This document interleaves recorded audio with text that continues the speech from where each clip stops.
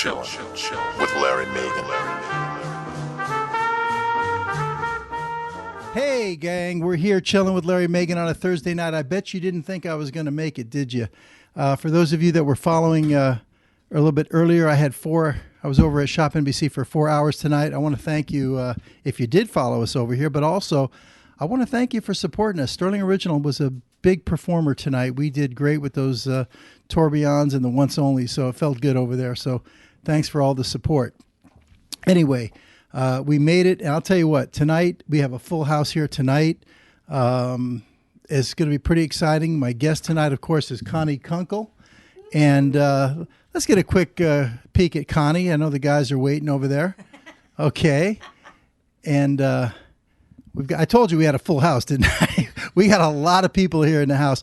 But it's going to be exciting. You know, I already, started working Connie over to get her to sing.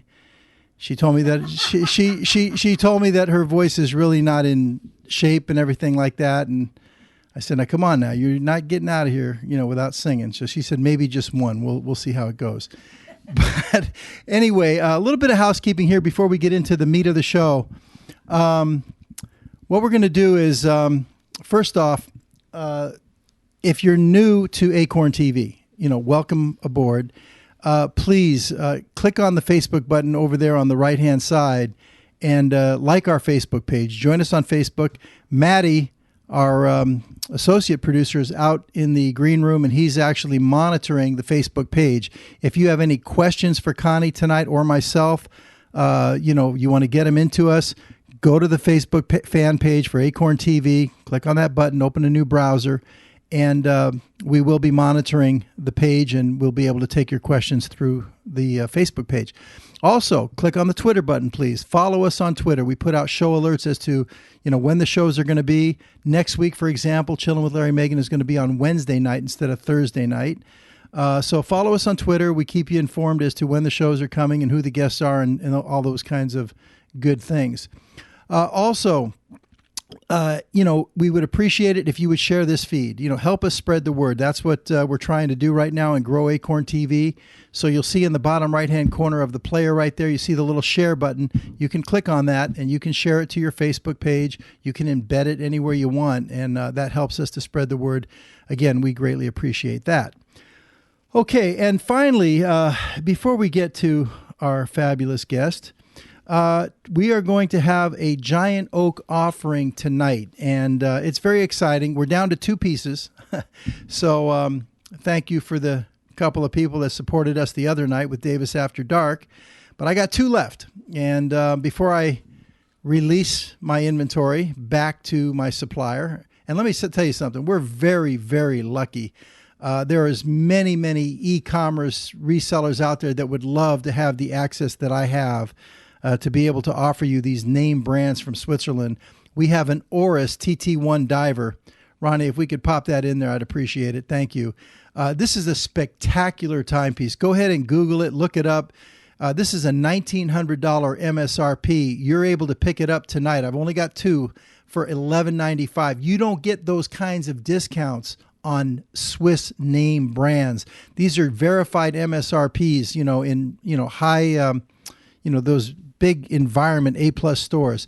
So this is a tremendous value, the TT1 diver. It does have the Swiss ETA $28.95. Now, the $28.95 movement, guys, that's the one with the small seconds. That is almost double the cost of the Swiss ETA $28.24, to give you an idea.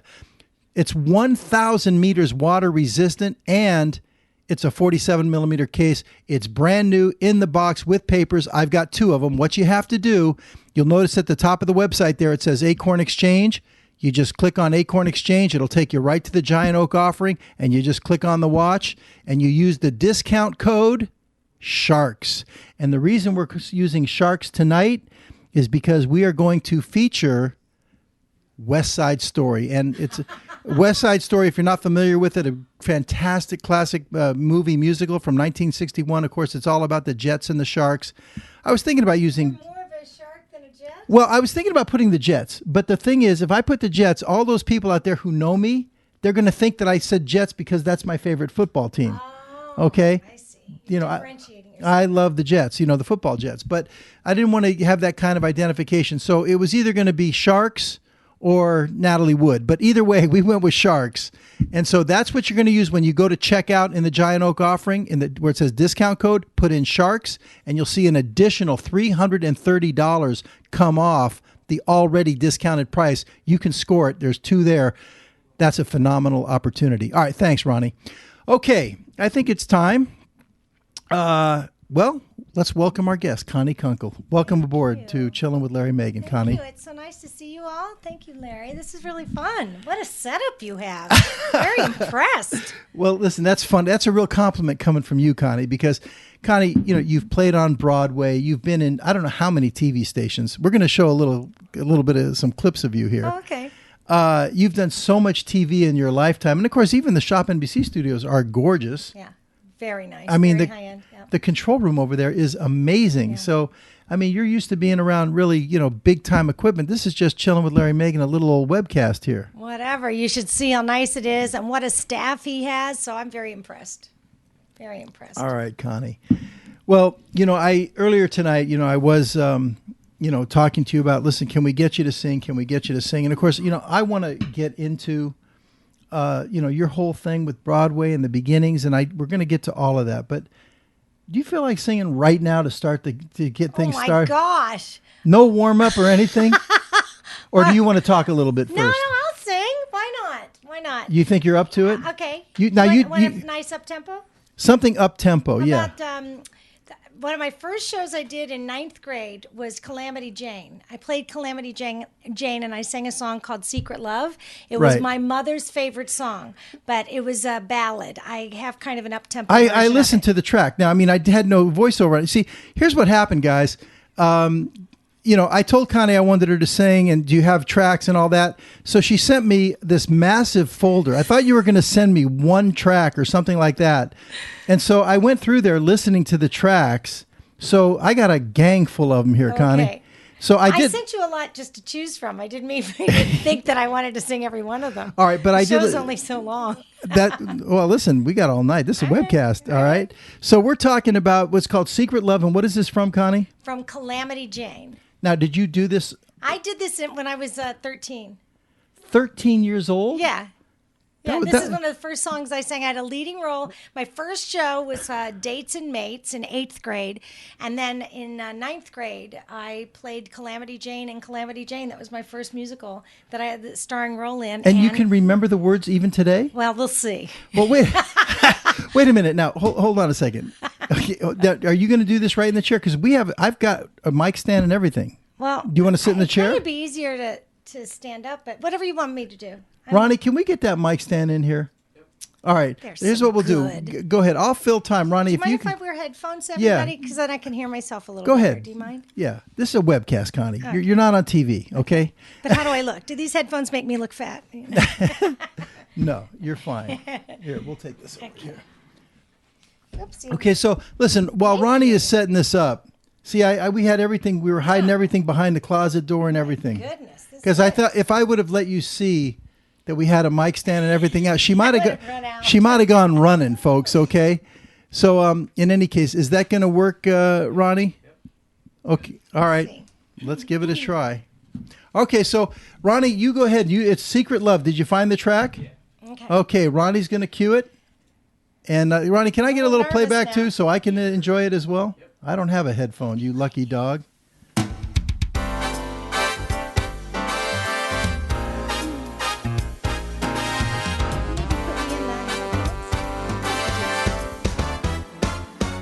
Ready, Larry? Once I had a secret love that lived within the heart of me. All too soon that secret love became impatient to be free. So I told a friendly star the way that dreamers often do, just how wonderful you are and why I'm so in love with you. Now I shout it from the highest hills, even told the golden daffodils. At last, my heart's an open door, and my secret love's no secret anymore. Now I shout it from the highest hills, even told the golden daffodils. At last, my heart's an open door, and my secret love's no secret anymore. Larry, no more, because I love you. Woo! Connie Kunkle. Woo, Connie. Secrets out. I love Larry. Secrets out. Oh, thank you. All right. We got an audience here clapping. Okay, we're going to have the police here in a minute, but I'll tell you what. You're wow. a lousy neighbor. I'll tell you what. I wish I could hear what you were hearing in there because, I'm just hearing it. I mean, it sounds great just coming out of your mouth like that. But, Ronnie, do we have a good mix on that? Are you just, well, you just set a record, okay? Did because, I? yeah, that was the first time that, we've done a musical live performance. I can't say on Chillin' with Larry Megan, but on the new version of Chillin' with Larry Megan since I moved to Minneapolis. Okay. Because last year when I did 17, I was doing it from a webcast studio. I had other musical guests, but we had a little sound stage. We had musical instruments, everything. Really? Yeah. But that was somebody else's studio I was using, okay. Here, we're not really set up for it. So, but you We're were doing the best we can. But you were brave enough to do it, and that was rocking. But my Were you- mom loved that song. Doris Day made it famous. Oh, I love Doris Day. What did she sing that in? Well, it was in the show Calamity Jane. She did the Oh, movie okay. Calamity Jane, and so that's where it kind of became famous. And then it became kind of a pop tune in the 50s and 60s. So, well. okay, fantastic. So your mom And it was loved my song when I was 13. that was I'm not awesome, 13 Connie. anymore. Now, did it sound okay in the headphones? Yeah. Maybe I just a want to little make sure louder that next time. that we're accommodating. What, you wanted it louder? Yeah, I'll tell him. Okay. If I sing something else. She wants her ears blasted out, Ronnie. Okay, I know. that's okay. I kind of like We it just loud wanna too. hear it. No wonder you were singing. No, it was great. It was great. All right, you, Larry. So Connie, let's get down to this now. People don't hear me sing so much anymore. That's a shame. Listen, I supported you. I mean, I know. came to the Rotunda in the Mall of America for Christmas. That's right. When I sang at the Mall of America. Yeah, and I was saying, Connie, it's Larry, it's me back here. You go, Larry who? That's not true. Don't listen I to know. him. No, you were really gracious. You really were. You really were. You said buy 2 CDs. Anyway. No, you were great. You were great. And I noticed you like to really have, and you had a whole orchestra with you and everything. You like the whole orchestral backup and everything. Well, I mean, that's always really fun. Obviously, we don't have that capability in here tonight, but yeah. But you're an orchestra singer. I mean, well, you know what? I was musical theater person for most of my career, doing shows, regular as we call book shows with musical shows, and then I had a really great career break in 1989. I had lots of breaks in my life. I've been very, very lucky. But Andrew Lloyd Webber did a concert tour, and I toured with him, and that was with the I don't know. Can you hear me?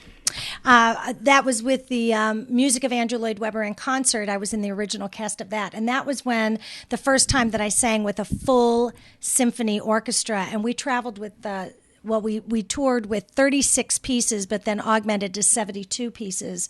Orchestra members, 36. You sang with 72 pieces behind you. 72-piece orchestra behind me, 6 shows a week for 3 years of my life. It was the greatest job ever. Now, when and was all we this? had to do is wear beautiful evening gowns. Where was it? Well, when? 89 through like 93, about 93. We went to England. I played the Palladium. Judy Garland. Yeah, absolutely. So we felt her there. We were very much aware of all the theaters we were in when we were singing. And when we got to the Palladium, very conscious of Judy. I have that Judy at the Palladium with Liza Minnelli. Mm-hmm. She had her daughter with her. Mm-hmm. But that's incredible. What I want to know is this, okay? Because you sing these, big, songs, these orchestral things and everything, but you're not that old. I mean, so when you were a kid, where did that come from? I mean, wouldn't you be like everybody else into the rock and roll and, all that kind of... Ed Sullivan, Ed Sullivan. Do you know the song? Yeah, the show I Bye know Bye Birdie? Absolutely. Do you know the show Bye Bye Birdie? We just featured it last week. Okay. We're going to be on Ed Sullivan. I, as a kid, watched Ed Sullivan. Well, I did I'd like too, to say it was in reruns, but it wasn't. No, but I'm saying you're not that old, Connie. Well, I had sisters. I remember that, but my you're a sisters baby. were a lot older than I, and I was very, very young when I watched it, but I remember watching it every week, and I loved what I saw. I loved seeing all the show stuff and them, just emoting all this and like telling about things. I didn't know what they were talking about because I was just a kid, but a little baby kid, like a toddler. Right. But I remember being mesmerized. But I thought, Larry, here's the funny part, is that I thought that every cast every week were the same people. So I had this idea that this is something I really liked and something I wanted to do, but I thought that I had to learn how to be a ballerina and spin plates and teach poodles how to jump through hoops and play violin. I had to learn how to do everything because these people were doing this every week. I didn't realize till later that they were all different acts, different times. So I learned to do everything.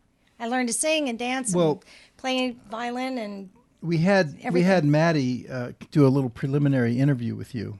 And he said that, you dreamed of doing the show being on Broadway when you were like 2 years old. Now, that's what I saw in his notes. Is that true? I didn't really know what Broadway was. I had heard about Broadway because they would introduce these people as being a big Broadway star. Streisand, and Bonnie Raitt's dad, was a big Broadway star. I'm forgetting his name right now. John Raitt. And so these guys, these people from Broadway, Shirley Jones and just all the big stars back then would come on, and a lot of them had Broadway experience, and they'd introduce them as Broadway stars. So, and because I could sing as a kid, people would say, "Oh, you've got to go to Broadway." And so I'm like, "Yeah," but I had no idea what it was. So it wasn't until I actually got to New York that I realized what Broadway was. No, but when did the focus start being in? Because you were focused on, I'm going to make it on Broadway. Well, I knew I wanted to be a performer. So that started when I was 2. Because you told me the other day that your dream was to make it on Broadway, and then you realized that wasn't enough. You had to be a hit on Broadway. Well, it wasn't until I got to New York that I realized, it's not enough to just be on Broadway. You want to, because I realized that there are Broadway shows that come and go and never get off the ground. And I realized, okay, no, what I want is to be in a big hit Broadway show, and I'd like to do a role in a big hit Broadway show. So as time went on, I realized I needed to get really specific and about what my goals were. And so it wasn't just enough to be on Broadway. I wanted to be in a leading role in a big hit Broadway show. So were you in a dud before you were in a good one? I mean, a well-known one? No, actually. Well, my first Broadway show was Singing in the Rain. Okay. Is that a dud? No. Actually, I think we have a couple of pictures. No, not at all. Oh, yeah. Let me see, because...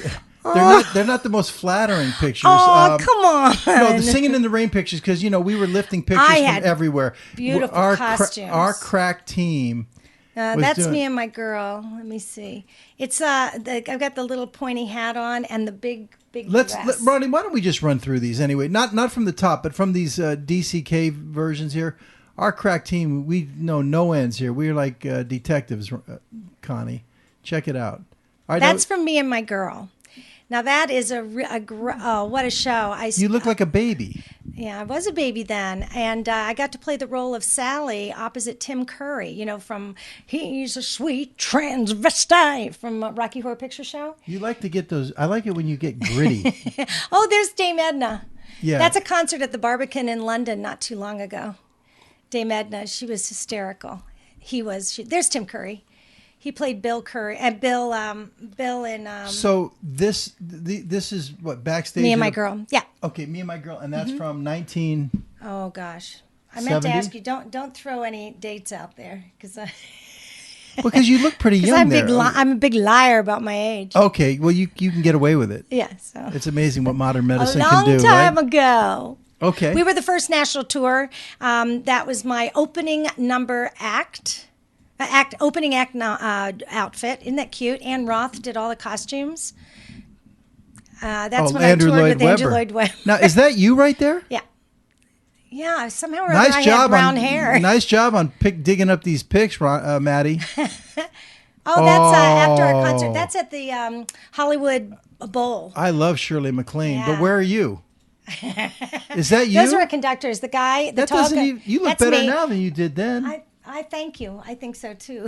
I mean, not that you look bad I wish there, somebody had told me to lighten my hair. But No, I the like guy the in the dark middle hair, is but- Mike Reed. Okay. He's one of the top. Oh, this is interesting. Probably Mike Reed is one of the top conductors for the West End and in London, and he does a lot of the PBS shows that of like the big shows from the Royal Albert Hall and what have you. He's the conductor, and then the guy next to him is Paul Bogave. Paul Bogave is a big, huge conductor on Broadway and actually has done a lot of Disney films now. And what big movie? He just had a movie, a big, maybe somebody can look it up. Paul Bogave, Bogaev, was the conductor for a huge movie that was just out recently. And I can't think of what it is right now. But we didn't find that picture from Singing in the Rain. I saw the picture. You looked like you were wearing a pregnant outfit or something. No, was that a different one? No, that's it. No, that's Singing in the Rain. That's what I'm talking about. That's what we were looking for. We didn't find it. No, I'm sorry. That was that was Singing in the Rain. That was my opening costume for Singing in the Rain. Now I keep going. What is let me this? see. That's when I worked at Disney World. You know, you have a Disney voice. Did anybody ever tell you that? I definitely have a Disney voice. That's me. This is me as Chava in Fiddler on the Roof. And You look like an old lady, Connie. I was telling my father that I wanted to marry the Russian. Oh, okay. Okay. Oh, here's Disney. Yeah, I don't know. Can they see that? Yeah. Oh, okay. That's Yeah. The thing is, Does Annie get your gun? very nice. Yeah, we have the monitor turned down Okay. because it throws too much light on our face. Oh, okay. We wouldn't want too much light. Not at our age, Connie. That's at Disney World. That is, let me see. That is. Now, wait a minute. Which one of these Annie. I'm on the left. You're on the left. Okay. That's Annie. Do, do, do, do, do, do. Boy, there's And that's over. That's at the Royal Albert Hall. I did a concert. Cleo Lane was in it. That's her husband John. And that's another picture of Cleo. Great jazz Boy, artist. there's a lot of stuff There's out Stephen there. Sondheim. We're Very going to be talking nice. about West Side Story later on today. If you go back, the girl and the woman on the left is Judy Kay. She won the Tony for. I can see which one is you, Connie. Figures, Larry. Judy Kay won a Tony for Right. Phantom of the Opera. She played Carlotta and original Carlotta. And then the man in the back with the little face peeking forward is Hugh Wooldridge, who has been a very dear friend. Terry Bibb is one of the Christines. And then Stephen Sondheim. I did a concert called it. It was a tribute to Stephen Sondheim. Okay. So I guess we couldn't find that picture. That's a shame. it's in there. There it is. These two pictures are the Singing in the Rain pictures. That costume was $17,000. Now you're the one in the blue costume. Okay.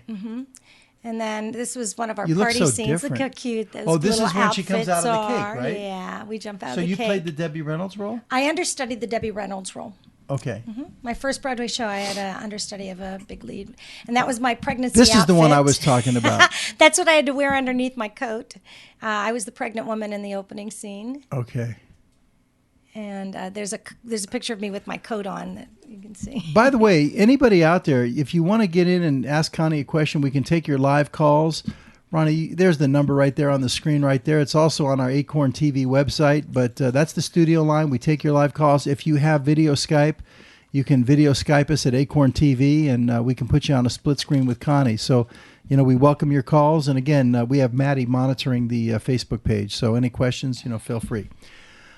Okay, Connie, big background on you. I mean, there's so many. I mean, look at all the pictures we were able to dig up, okay? So you're all over the place. You know what I want to show real quickly?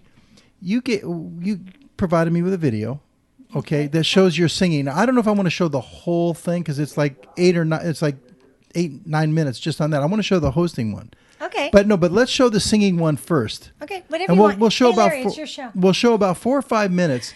It's Connie singing. Just to give you, and this only just is a little spattering of all the gigs you've played over the years. It's kind of impressive, Connie. Thank you. I got to tell you. I've been very blessed. I got to tell you. You have that, Ronnie? Yep. Check it out, guys.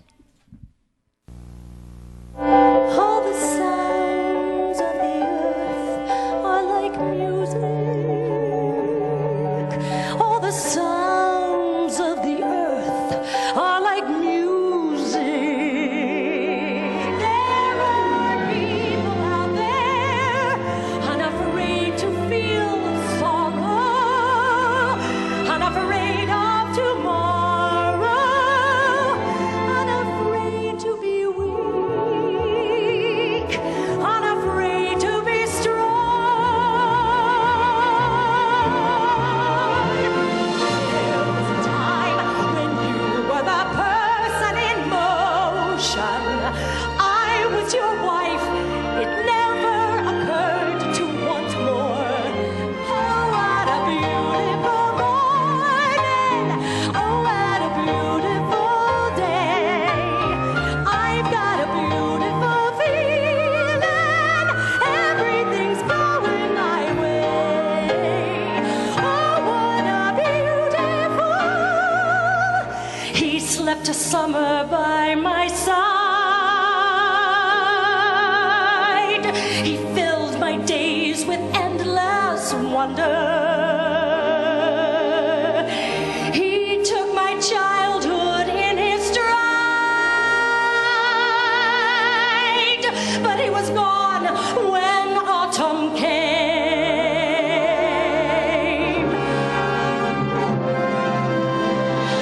And still I dream he'll come to me, that we will live the years together. But there are dreams that cannot be, and there are storms we cannot weather.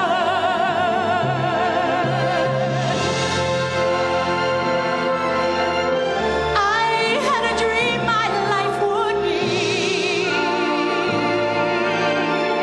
so different from this hell I'm living, so different now from what it seemed.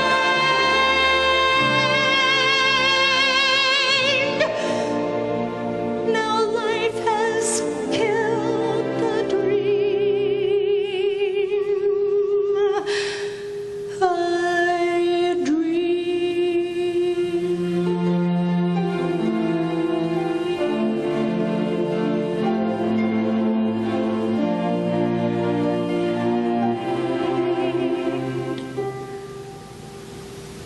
Oh, the merry, oh, I'm as happy as can be.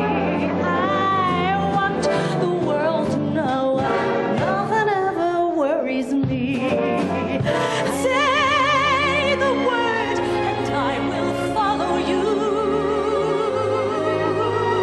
Share each day with me, each night, each morning. Say you love me.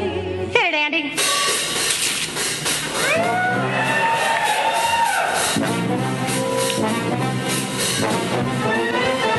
Oh, baby, won't you play me the jazz hot, baby, and don't ever let it end.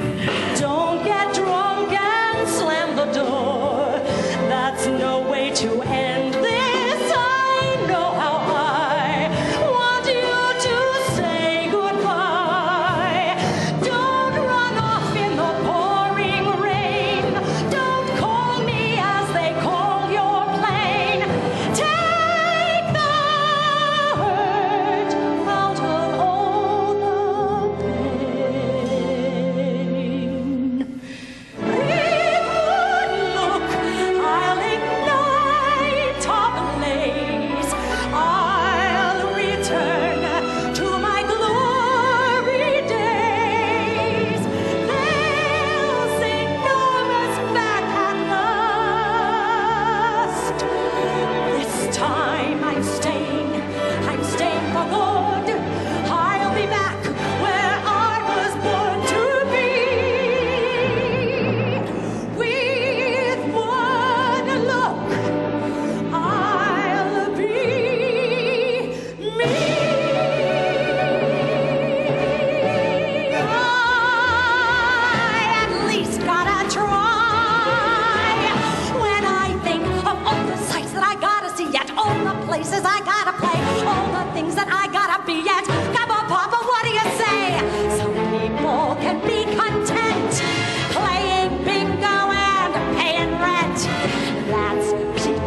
for some people, for some humdrum people to be.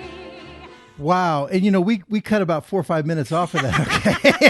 I don't know when to stop. Yeah, but I'll tell you what, that was your Streisand imitation right there. I wouldn't say an imitation. She's a big influence. I don't try to sound like her unless somebody's hired me to sound like her. No, but that number, you laid it on right there. That sounded like Streisand. I'm sorry. You know what? I am very, very influenced by her. That's who I listen to. I love Streisand. No, I appreciate that very much. No, but I did listen to her a lot growing up, and a lot. Yeah. And so I know her entire repertoire. So Yeah, you have her kind of I know. humor part too, I think. Yeah. I love that about it. Listen, we got a caller on the line here. It's Rob from Port Huron, Michigan. He wants to talk to Connie. Rob, are you there? Sure am, Larry. All right. Welcome aboard here Hi, to Rob. Chilling with Larry and Megan. You're on with Connie. Hi, Rob. Hey, how you doing there, Connie? Just great. Boy, I tell you, I'm really getting into this new show, TV with Larry and Megan, and I'm looking at some raw talent. There's a couple people here with some. I keep up with you guys on the other on Shop NBC, and I really appreciate what you bring to the table there. And what influenced you to get into entertainment? You know what? It was just in my. I never really wanted to do anything else since I was a little girl. I could sing, and I liked to dance, and I don't know, it was just something that I enjoyed doing. It was just something that seemed very comfortable for me to do. So, I mean, I never, there are a lot of kids now with all the idol shows and what have you, that all they want to be are big stars. That wasn't really what I wanted to. Of course, if that happened, I probably wouldn't turn that down. But what was driving me more is I love telling stories through songs. I really love lyrics that are really great, and I love telling stories through music, and creating characters through other people's words and what have you. So I've always enjoyed that. Rob, thank you very much for calling in tonight. Thank you for your we appreciate question. your support, Rob. Thank you. Hey, Larry, you're welcome. Okay, man. Have a good night. Hey, I just want you to know I'm into your watches, buddy. I'm in the Sterling Army. Thank you. Thank you very much, Rob. Much love. You have a good one. Much love. Thank you. Bye, All right. Rob. Bye.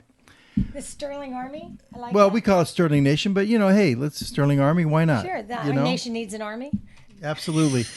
We got so much lined up here tonight. We still have West Side Story with the Classic Film Zone. I know Barbara's standing by, waiting to get in. I want to, twist your arm to do a few more songs too. I'm never going to be happy until you can't sing anymore. Lots of things going on here. Let's do this. And I also want to find out about, I'm looking at these notes. You didn't just grow up in one place. You were all over the country. Right. I was born in Memphis, and we moved to, when I was 3 months old, we moved to Alabama, and then ended up at some point in there before I was 5 years old down in Miami. Right. My dad was a salesman for Westinghouse, and then moved back up to Pennsylvania where both my parents were from. So I grew up in Indiana, PA, where Jimmy Stewart's from. Jimmy Stewart, the actor? Of course. Come on. Yeah, and, absolutely. some people don't know that anymore. Connie, you're a baby. I'm much older than you are, okay? You know what? His dad had a hardware store in my hometown, big old-fashioned hardware store that had like plows and bales of hay up at the top level, and we'd go in there. My mom would go and get nails or something, and in the front, very, very front, had big wide plank floors, and it was kind of dusty, I guess maybe from seed and hay and what have you in there. Mm-hmm. Hard to breathe, but I remember there was a big case in the front by the racks of comic books, and the Oscar, I didn't know what it was at the time, but it was a big statue that was gold. It turns out that Jimmy Stewart gave his dad his Oscar to put on display in the hardware store. So I used to sit in front of it and stare at it. I thought it was cool. Well, you mentioned you had older sisters. Yes, my sisters are a lot older than I am, yeah. A lot older. Yeah, 16, almost 16 years and 12. Wow. Well, one is almost 16 years older. One's 12 years older and one's 9 years older. So you weren't that close with them, or? I'm very close with them. I always was very close with them. So are you the only one in the family that really was just singing all the time? Or is it one of those No, families where they all sing? Yes, my dad was a great musician. He could play piano and he sang beautifully. And he used to jam with all the because my parents had me late in life, so they used to jam when the big bands would come through town. My dad would jam with them, and he could play anything on the piano, and he taught us all harmonies. So from very, very young age, driving in the car, we all had our harmonies, and we had to do them right. I could swear Barbara said that last week, that she sang in the car with her family. Yeah, those are the rules. Yeah, that's awesome. So do you see your sisters much anymore? I do. Where are they? Well, I just went to Vietnam with my oldest sister, Judy, on vacation. To Vietnam and Cambodia. My oldest sister's in La Jolla, and I have a sister in Atlanta. Okay. And a sister in Huntsville, Alabama. 4. You know, I have a good friend. I have a good friend in Huntsville. You do? Yeah. Is he in the space industry? No, he's a former football player, Tim Worley. Yeah, and he's in Huntsville now. Yeah. Huh.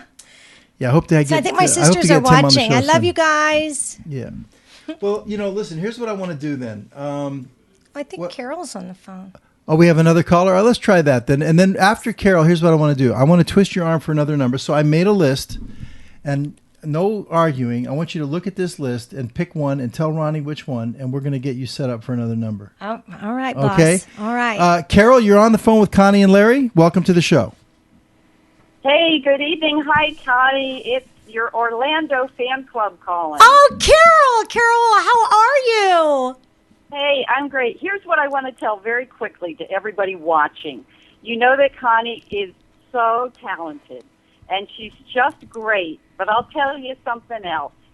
Connie has the most generous heart, because I worked for public broadcasting for a long time, and Connie was so generous and volunteered for all our fundraising at public broadcasting.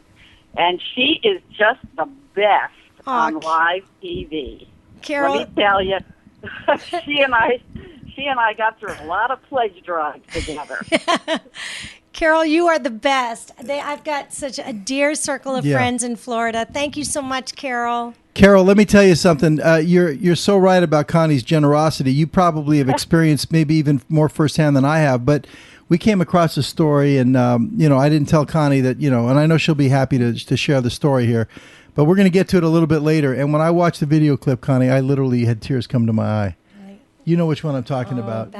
Peru. And we're going to share that. So stay with the show here. We're going to share a little bit of Connie's generosity here, and what a real angel Connie is. Down here. We love her, and we miss her down here, though. Yeah. Come visit soon, Connie. Bye-bye, Carol. Thanks so much. Hi to Bill. I will tell him that. Thank you. We're both watching. Bye-bye, Carol. Okay. Bye-bye. Love you, honey. Thank you, Carol. Love ya. Okay. How nice. Connie, she's so right. You're more than generous. You're just a downright angel. Okay, so Ronnie, did you find that number? I don't know which one yet. Okay, well, Connie just pointed to me on the list. It's called Unusual Way. Oh, you want that? Yeah. All right. My favorite song? Well, that's what you just pointed to. Okay, so I wasn't sure. I pointed to a couple things. But okay. Well, anyway, so here's the thing. What is Unusual Way? What is this from? And then we'll go after this. We're going to bring Barbara into the show. Great. Well, what is this all about? Looking forward to that. Unusual Way is a song from the show 9. Maury Yeston wrote the show 9. And this is a very, very, based on the film 8.5 Weeks, about an Italian man and his many, many, many, many loves. And Claudia was his lover. And so that's the Broadway show version of the song. And it's a song called Unusual Way.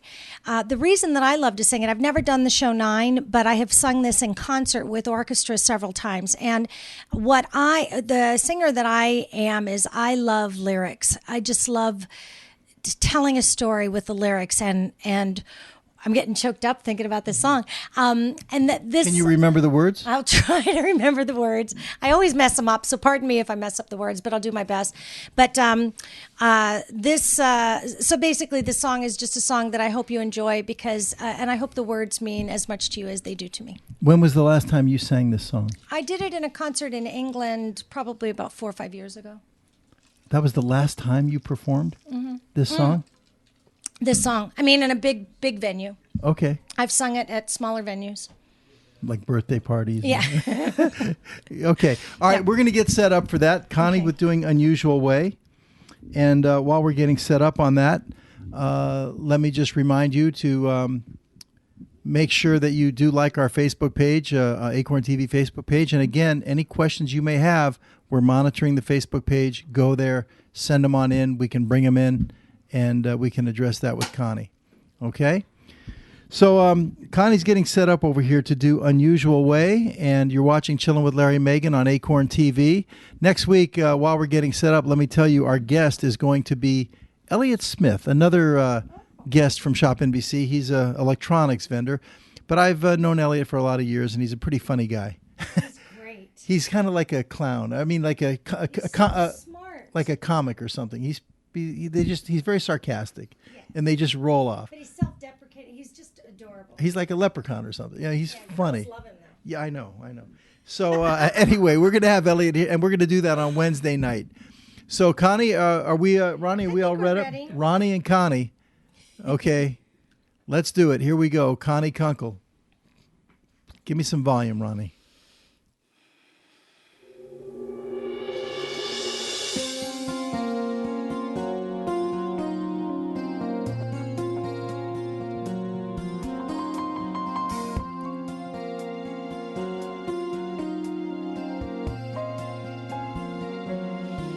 In a very unusual way, one time I needed you.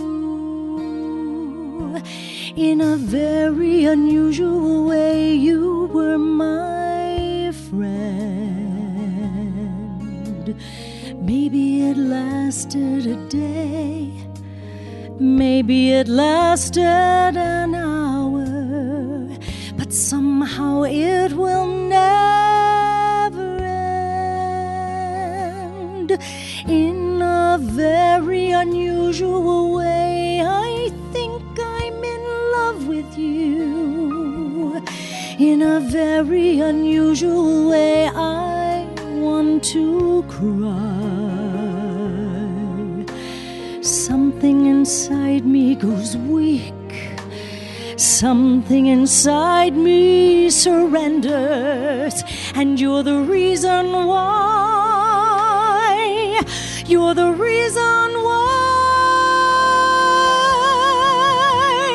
You don't know what you do to me. You don't have a clue. You don't know what it's like to be me looking at you. It scares me so that I can hardly speak. In a very unusual way, I owe what I am to you. In a very unusual way, I want to cry. Special to me in my life, since the first day that I met you. How could I ever forget you once you had touched my soul? In a very unusual way, you've made me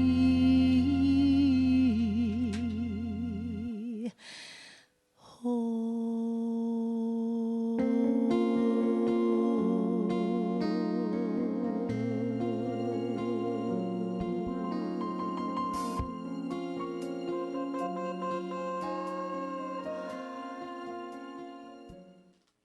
Nicely done, Connie. Don't sit down. No? Now that we got you set up, I saw another one on the list. Ronnie? Oh, you want that? Hang on, Barbara. I got one more. I'm going to make her do it while we're set up. Can you handle it? She's clearing her voice. You want some hot water? No, I'm good. Let's get some hot water with honey in there for Connie. Come on. I told you I was going to twist her arm, folks. I wasn't kidding. Oh, my gosh. I'm shaming her on television here on the internet. Ronnie, you got this one? Can you make that go? You need it faster? No, I just want it to Okay. You got to hit the play button. All right, we're gonna give this one a try. It's one of my favorites, Connie. You should have never sent me this one. Can you put me in the headphones? Thank you. You should have never sent me this one. Check. Okay, good. I can hear myself now. All right. This is good old Candor and Ebb. You ready? From Cabaret. What good is sitting alone in your room? Come hear the music play. Life is a cabaret, oh chum. Come to the cabaret. Put down the knitting, the book and the broom. It's time for a holiday. Life is a cabaret, oh chum. Come to the cabaret. Come taste the wine. Come hear the band. Come blow your horn. Start celebrating. Right this way, your table's waiting. No use permitting some prophet of doom to wipe every smile away. Life is a cabaret, oh chum. Come to the cabaret. Larry, I got a story for you. I used to have an old friend known as Elsie, with whom I shared 4 sorted rooms in Chelsea. She wasn't what you'd call a blushing flower. As a matter of fact, she rented by the hour. The day she died, the neighbors came to snicker. Oh, well, that's what comes from too much pills and liquor. But when I saw her laid out like a queen, she was the happiest corpse I'd ever seen. I think of Elsie to this very day. I remember how she'd smile at me and say, what good is sitting alone in your room? Come hear the music play. Life is a cabaret, old chum. Come to the cabaret. Put down the knitting, the book and the broom. It's time for a holiday.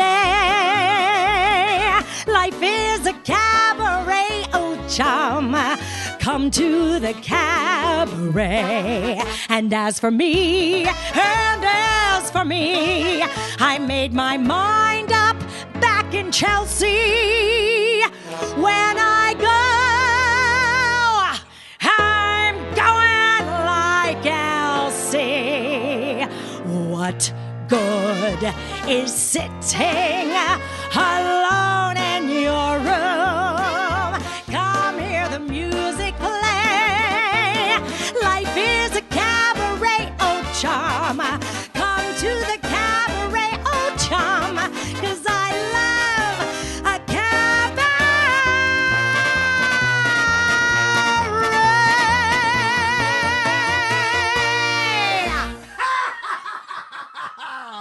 Woo! Connie!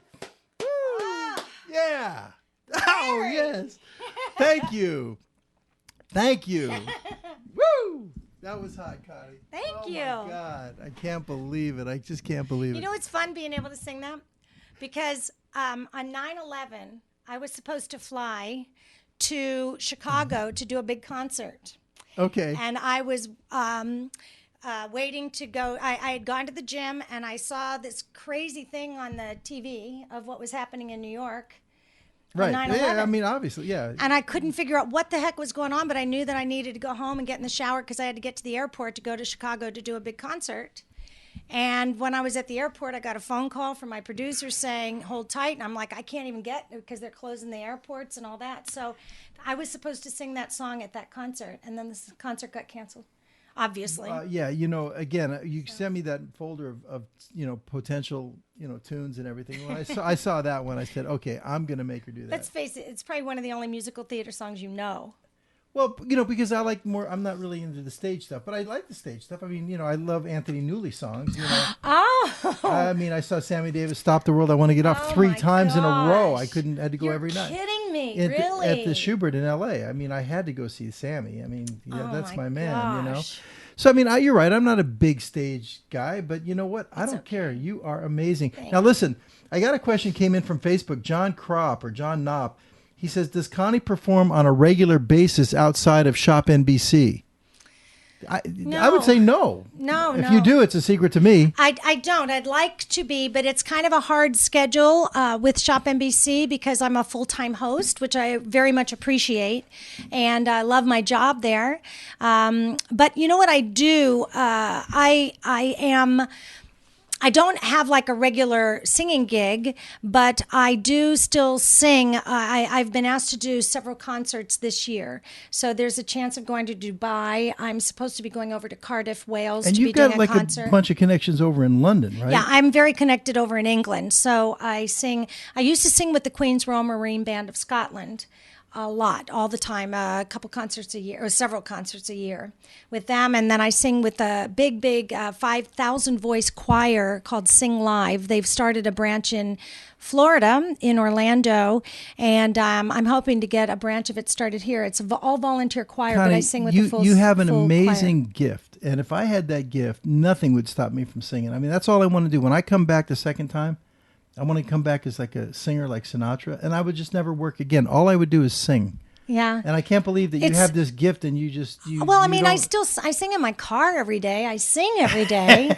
I just don't entertain people every day with it. Okay. Well, we'll make up for it tonight. Get back on your feet. Yes, no, listen. sir. Yes, sir. All right, I tell you what. I think, Ronnie, it's that time. We should give Connie a little break. She's not as young as she used to be. Okay. Now I'm old. Before I was young, and now I'm old. I said you were a baby. Anyway, let's do it. Let's do it. Let's go to the Classic Film Zone, Ronnie.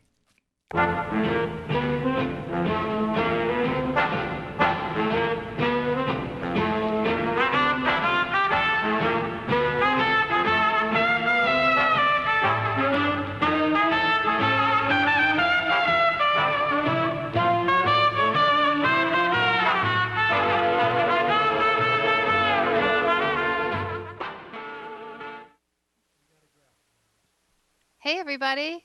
Hi. How are you? That was wonderful. Wonderful to hear you and see you. Hi, Larry. Hey, Barbara. Thank you so much. Now, you're still in New York. You're going to be in Arizona next week, right? Yeah, I'll be in Phoenix next week. I'll be on the road then. But right now I'm in my apartment, in my studio apartment. Well, it really is a studio now.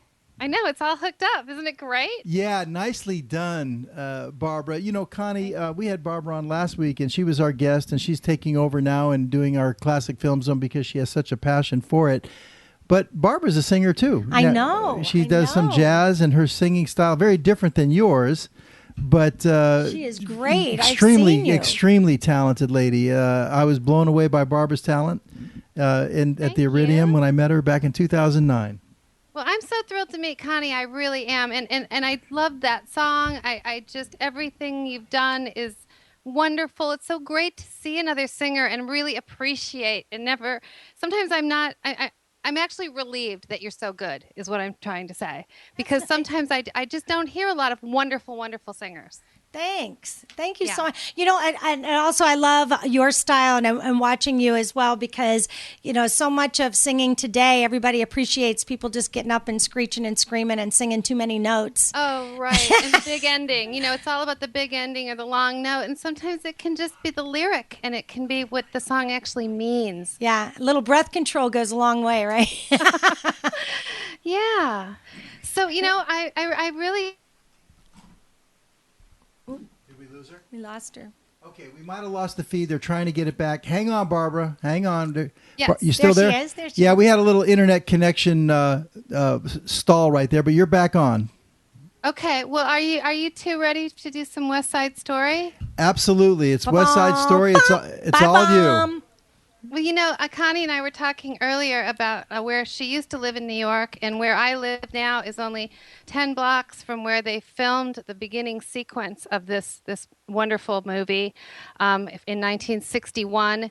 And the director was Robert Wise, and he was famous for being on location, and he really pushed to do a lot of stuff in New York. And then the rest of it was all done back in the studio in Hollywood. But the opening segments and some of the other things between the gang members were filmed on the streets on the Upper West Side and in Spanish Harlem on around 110th.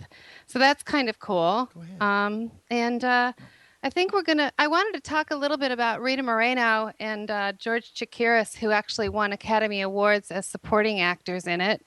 And the first segment I wanted to show is the Puerto Rican family, so to speak, before the dance. And, I think everybody has this film in their collective consciousness. It's so a part of us. And obviously it's the Romeo and Juliet story. And so this is the one family, quote unquote, before the dance. And it's the interaction between Bernardo and the Rita Moreno character. Which number is this now? It's America. Okay. Ronnie, I like to. Wow. Isn't everybody clapping? Yes. Yeah, I think they should be. For Jerome Robbins' choreography. And he won an Academy Award. Yeah. Everybody won an Academy Award. It won 10 Academy Awards. Yeah. Are you guys aware of that? Yeah, I know that. Well, Jerome Robbins also did the original Broadway choreography and won Tony Awards for it as well. But you know what? In the Broadway version, the guys aren't in that number. It's an all-female number.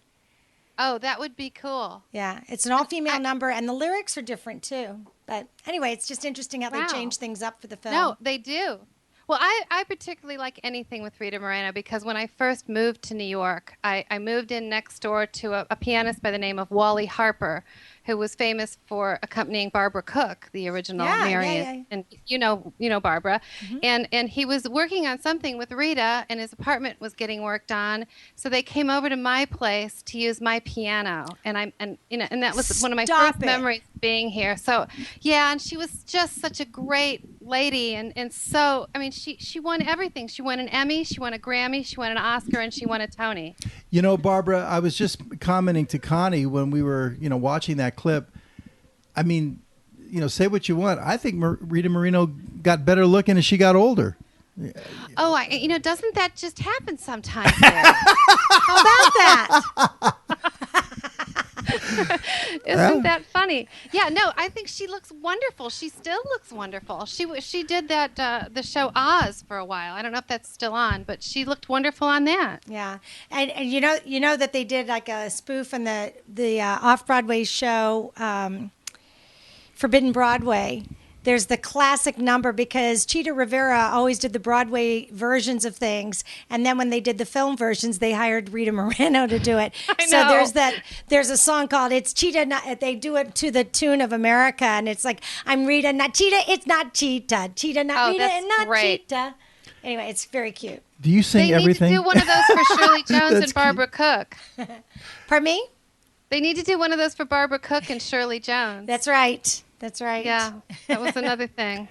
Yeah. So anyway, what else do you have in store for us with this movie? Well, what if we do the quintet segment? And Connie was saying earlier that she sings that with big orchestras when she's out. And it's really everything's happening. It's before the rumble. It's you'll get to see and hear Tony singing tonight and Natalie Wood's character Maria singing, and so it's kind of everything rolled into one. I thought it was a good All pick. Right. Yeah, it's amazing because it's every single person is excited, is revved up for what's going to happen tonight, and they have their own little world of what is exciting, but they all have very different takes on what's going to happen tonight. It's very cool. Exactly. Okay, so we're going to skip over Tonight and I Feel Pretty. Well, it's hard to pick. I want all of them. Can we show 27 clips? You're like me, Barbara. I'm the same way. It's like picking children. I'm just like that, Barbie. I swear, I always want all of them. But we do have a musical guest tonight. So for tonight, we can always, expound the boundaries. We can expound the boundaries a little bit tonight because play 'em all. We always make it about the guest. So we can do a little more tonight. You want to hold quintet for a little bit, and you want to try something else? What else would you like to see? Well, if we do, what did you just say? I Feel Pretty? Well, we don't have to take them in the order they appear in the film, but we skipped over. This is chronological, apparently. I guess I have to do that. No. I'd like to see Maria. I think all right. That's a gorgeous song. It really is. It really is. All right, so tell us what we're going to see here. Well, this is Richard Beymer as Tony singing Maria, and what I just found out very recently is that his voice was also dubbed in this film. Yes, I read that. Natalie Wood's voice was dubbed by Marnie Nixon. Everyone pretty much knows that. But a man named Jimmy Bryant dubbed for Richard Beymer. And Richard Beymer would always say this, apparently, in interviews, and he was very generous about that at a time when a lot of people kind of kept that under wraps. Mm-hmm. But he was very grateful. And Jimmy Bryant also dubbed the voice of the character Jimmy in Thoroughly Modern Millie. Oh, really? Yeah, was that Edward Fox or James Fox? One of the Foxes played Jimmy in the film. Jimmy, oh Jimmy. And I know that I did joy. read that, Barbie. I also read that it was Marnie Nixon. I don't know her, but the name rang a bell instantly because I know it was Marnie Nixon that dubbed Audrey Hepburn in My Fair Lady. And they kind of tricked her on that too. Marnie Nixon was actually one of the nuns in the film version of Sound of Music. So at some point we've seen her, but very rarely. She still teaches voice in New York. You can, wow, you can does go, she? Yeah, you can go study with her. Okay. She's running. Not that you need to, but if I were back there right now, I'd be giving her a call. Why not? Yeah. All right. Can I get some dubbing in? Okay, so here it is. Maria with the actor is Jim Beymer? Richard Beymer. Okay. Richard Beymer. Mm-hmm. Richard Beymer. Okay, here we go. Wow. That is not an easy song. No. And what about the orchestration? What about Leonard Bernstein? Come on. Fantastic. And to think that he all he ever wanted to write was the Great American Musical, and I understand he went to his grave thinking he was a failure at that, and he wrote this. Yeah, it's the greatest Great musical American Musical ever written, as far as I'm concerned. Yeah, it is. It says so much. So beautiful. It's so hard to pick. I want to do more. I went out and picked up. Let me have that for a second. Or you hold it up. Just hold it up. I went out and picked this up because this was going to be the one for the week here, West Side Story. It's a combination Blu-ray and DVD, and then you get an extra special features disc, and it was like $26. It's amazing, how much value these things are. I love. Oh, that's so cute. That's great. Aren't you glad I have Shop NBC experience about how to hook up a product? Yeah. Wait, watch the glare. Watch the glare. Yeah, Connie. I have to go to my phone right now. Yeah, it's let's unbelievable. order it. I got it at Barnes and Noble. compelled. It was amazing. All right. Even the graphics are nice. Yeah. So that was great, Barbie. So where do you want to go next? Well, let's do quintet then. Okay. Where they're getting ready for the Rumble. And let me think what I don't know what else to tell you about this except that it's just like Connie said before. This is what we've been leading up to. And then it'll be just so sad and we'll have to do somewhere. Maria's excited because she's getting ready to go see Tony, and Tony's excited because he's going to go see his Maria, and the boys are getting ready for their fight. And good graphic. And Anita is getting all bathed and perfumed for when Bernardo comes back home after the Rumble. Tell us about these pictures right here. Of course, this is when he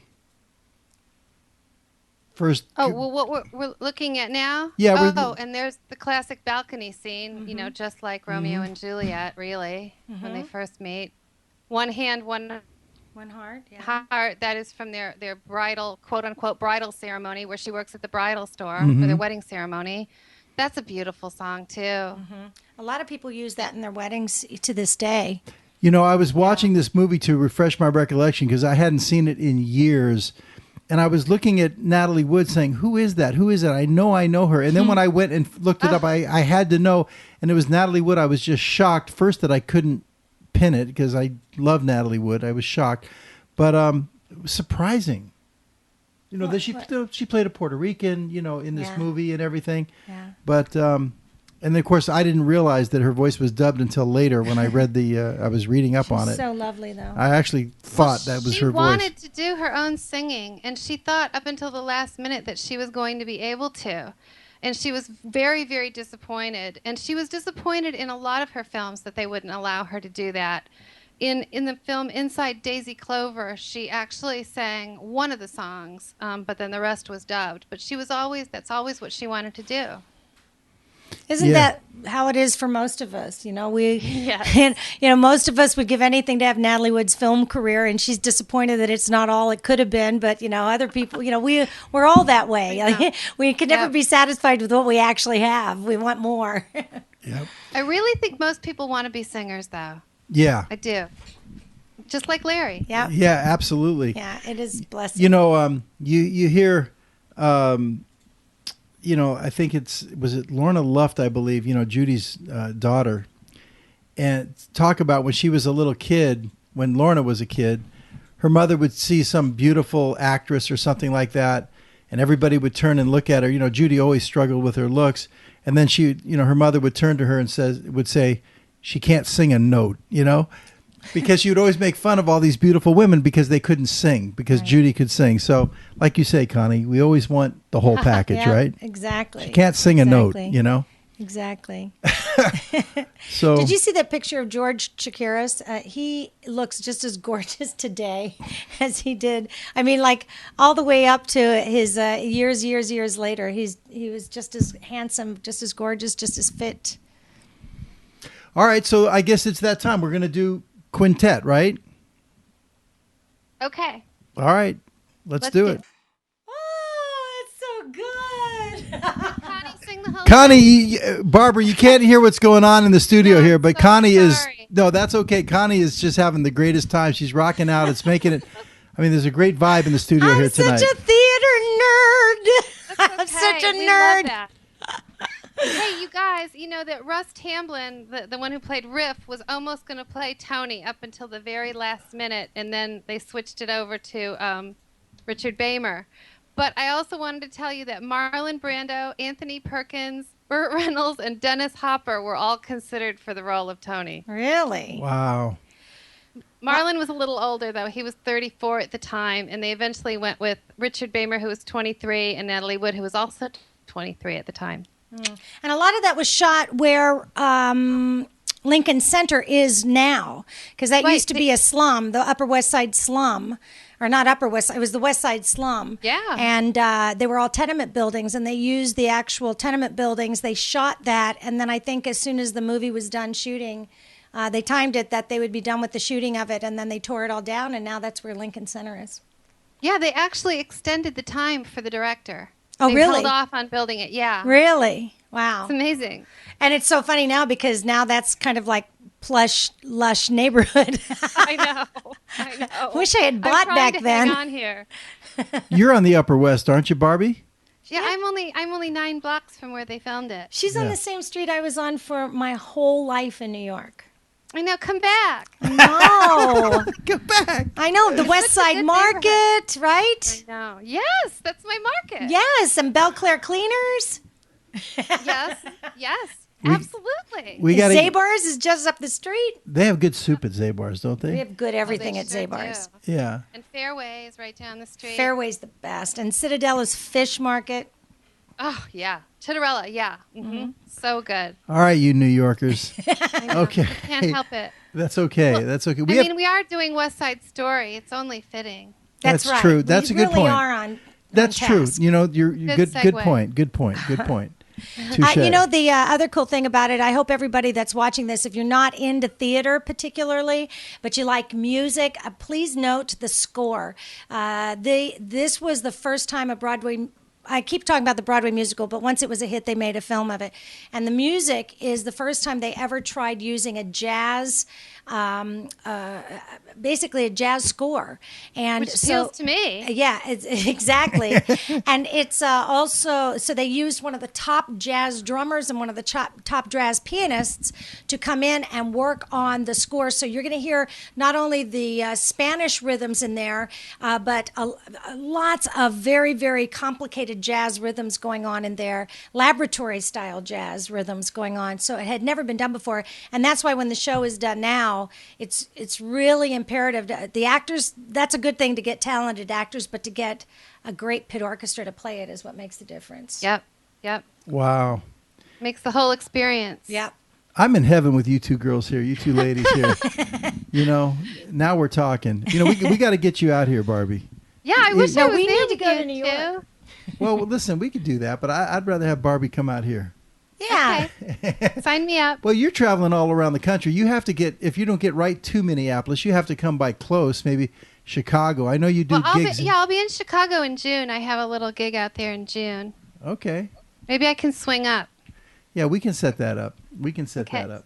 So, what else? We got to hit something else, right? What do you want? Well, yeah, let's do somewhere. I mean, and it's such a vibrant musical, but really it's such a tragedy. I mean, it really is a tragedy that events do not play out. And one of the reasons is, when Anita goes to give the message, everything gets all messed up. Like with the nurse in Romeo and Juliet, it's so the same. And, they're just not meant to be together. It's just too sad. And he does come to her after Bernardo is killed and meets with her in the bridal store. And this is where they sing Somewhere There's a Place for Us. Listen, I love this number. I'm glad that we're going to show it. But that was the one thing in this movie, I got to tell you, that kind of, for me, it kind of stuck out like a lady's dress hanging out the car door as she's driving down the street. And what I mean by that is he just killed her brother. I know. You know what I mean?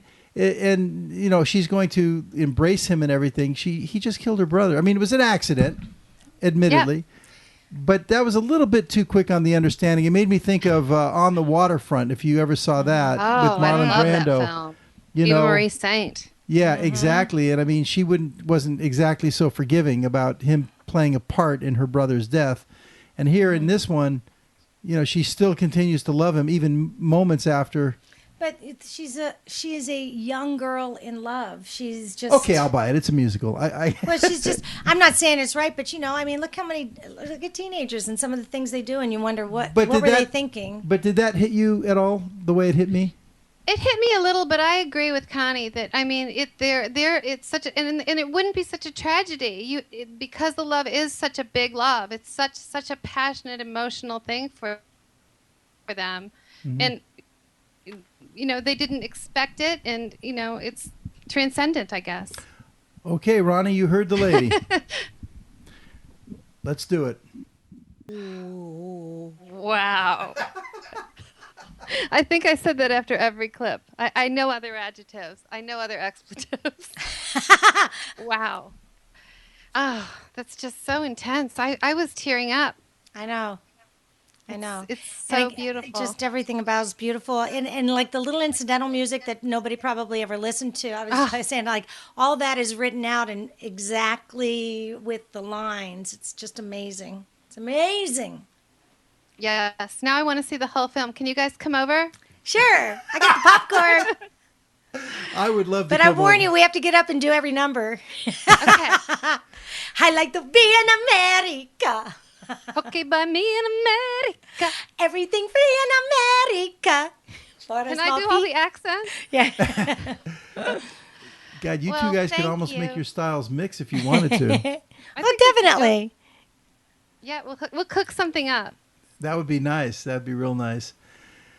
Well, Barbie, a great job tonight. Thank you so much. It's just funny how, this movie really strikes a chord with both of you, It was Connie's, I wouldn't say her call, but we asked her about her favorite. She said West Side Story, so we always try to accommodate on Chillin'. Thank you.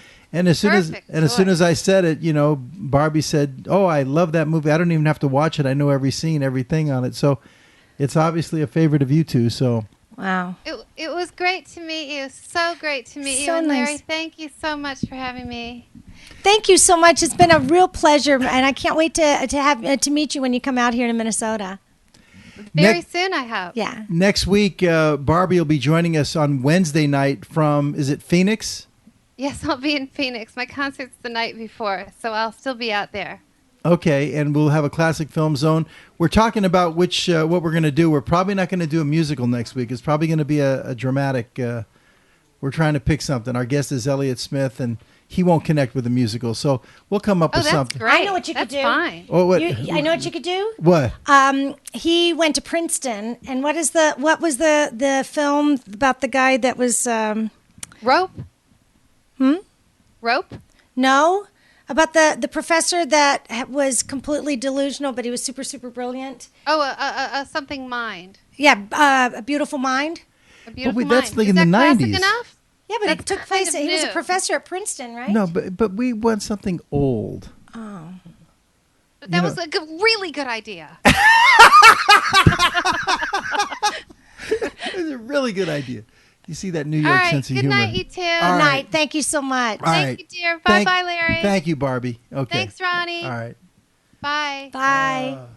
But that was a really good idea. That was good. That was a good idea. But I was thinking maybe a Cary Grant or maybe something dramatic. Maybe a Bogey. I don't know. Maybe even a Gable. We don't have to do something that the guest likes. He can, get along with it. He'll know everything, though. He's so smart. He'll know something about Yeah. everything you bring up. Well, as far as where we go next, listen, I want to share. Mark's on the phone. Oh, okay, fine. Thank you. This is our good friend. It's Mark Goldberg from New York. I feel, Mark, you're part of the family here on Chillin'. Welcome back. Thank you, Larry and Connie. Hi, Mark. How are you? Great. It's nice to talk to you. Nice to talk to you. You would never know, just by watching you on Shop NBC, what a brilliant voice you have. Oh, thank you. Thank you. So, Larry, Yeah. if this was the perfect world, I think, not to embarrass you, Connie could be your soulmate.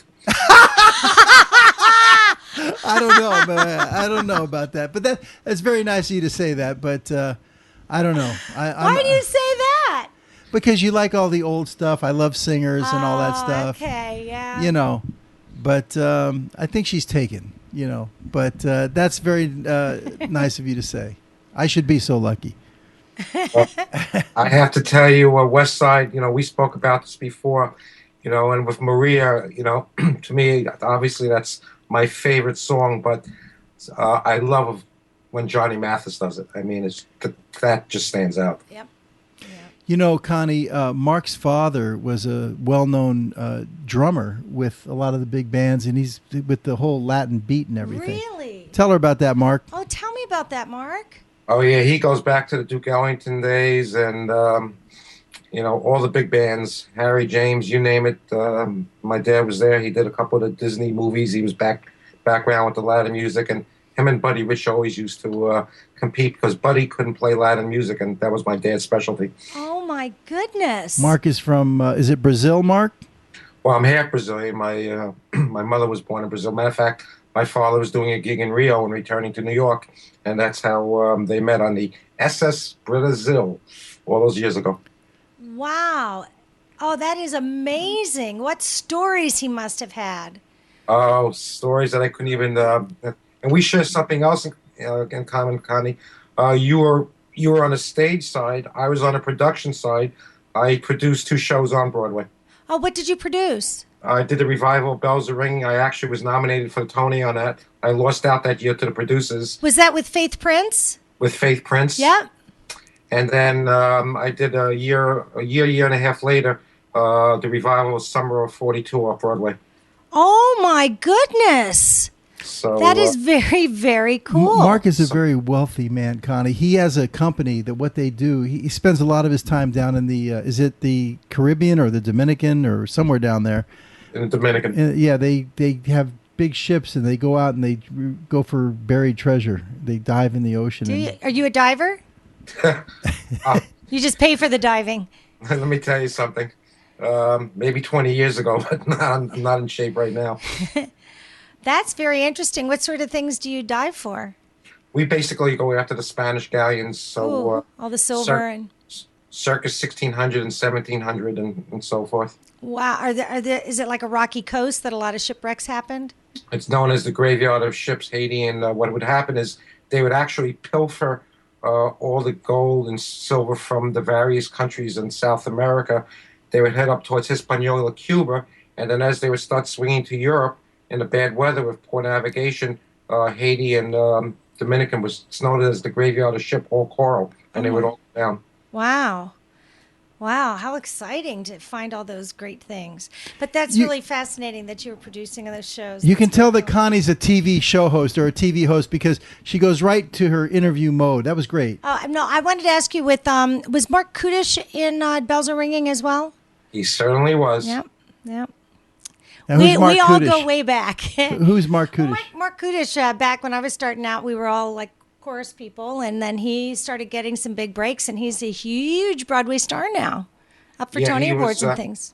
At that time, he was just going over the cusp to become more popular. A wonderful person, as you know, off stage, great personality, and it was a pleasure working with him. He listened to the direction, which was good. Yeah. Mark, do you ever think about getting back into that, doing another Broadway play? Larry, with today's economy, and Connie will tell you, I mean, the unions would kill us. Depending on the size of the theater, they would require us. Let's say we needed 6 people in a pit, we would still have to pay unions for 10 people in the pit. Yep. So the costs when we had to go to Radio City for the Tonys, they charged us $50,000 just to move the set for that one night back and forth. So it's very difficult unless you vest and you take the shows, on the road. Right. Wow. It's kind of a sad state. That's and amazing. back then, Larry, this is 10 plus years ago. We did the show at a low budget, and that came in at $12 million. Then I couldn't even imagine nowadays what you'd have to put into it with all the rights and so forth. It's a very, it's hit or miss. There's no in between. Mm-hmm. Wow. It's too bad because I've got a couple Broadway show ideas up my sleeve. Well, have Larry give you my information. I still know a lot of people in the game. Okay. I will. I'll be happy to. It's nice to meet you. I don't want to take a lot of your time. Again, it was just a pleasure listening, and it was just wonderful. Mark, were you watching when Connie sang Cabaret? Let me tell you something. I immediately flashed to Minnelli, and I know you were doing the same thing. But you do have such a Streisand personality, and I told my wife to come in as you were singing. You can hear my Brooklyn accent singing, and you were wonderful. You just put everything into it. Thank you very, very much. I appreciate that. Thank you. You didn't know you'd be auditioning tonight, did you?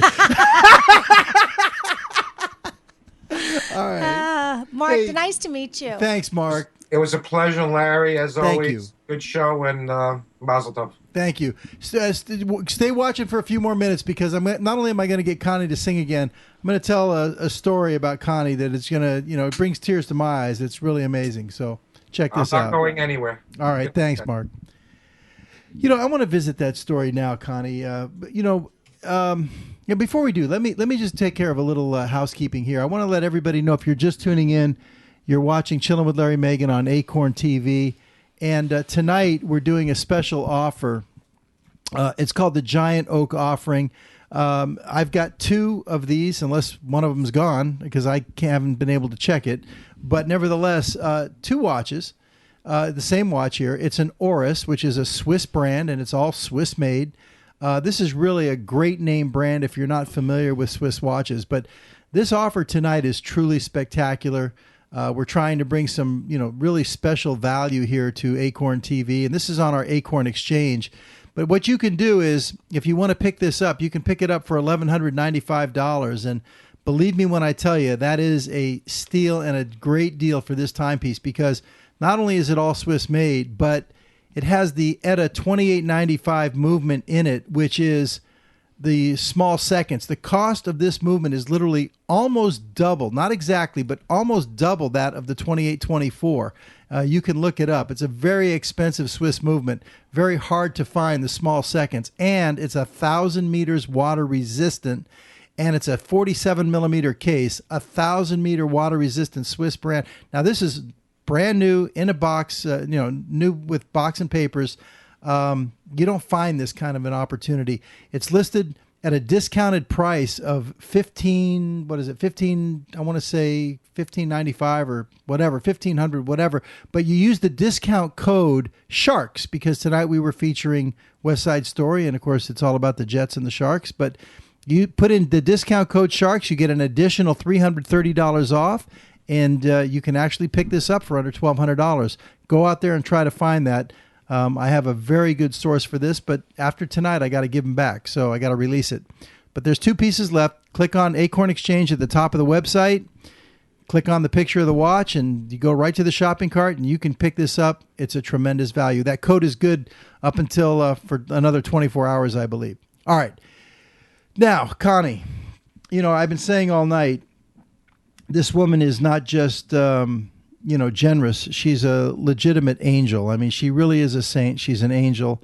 I don't want to embarrass you too much, but it came to my attention when I was doing research on you, Connie. For this show, I came across a news article about, a woman in Eden Prairie, doing just a major solid. And here's what it is. You were over, vacationing in Peru. Mm-hmm. Went to Machu Picchu and Lake Titicaca. Mm-hmm. Yeah, I was in the rainforest and before we get, why don't we do this, Ronnie? Let's run the video clip that I found, and then we'll actually talk about it. Do we have that clip, Ronnie? Let's run this. Watch this, folks. About 2 years ago, I went on vacation to Peru with 3 friends from Orlando, and we ended up in Lake Titicaca in this little town called Puno, and we were souvenir shopping on our last day, and I got bored with it, and I went outside, and suddenly this little parade of school children started going by in their soccer uniforms, and I started yelling, "Hola, hola, ¿cómo estás?" And they're coming up to the camera and waving and having such a good time, and I just got these great shots, and this group of little girls went by, and I took the picture, and then I stopped. I went, did I just see what I thought I saw? And it's this little girl that came right up to the camera, missing her front teeth. She's about 8 years old, and her eyes were totally crossed. And I just thought, looking at the picture, I'm like, oh my gosh, can she see? And do the kids make fun of her? For 2 years, I've been praying about this little girl that I saw in Puno, Peru.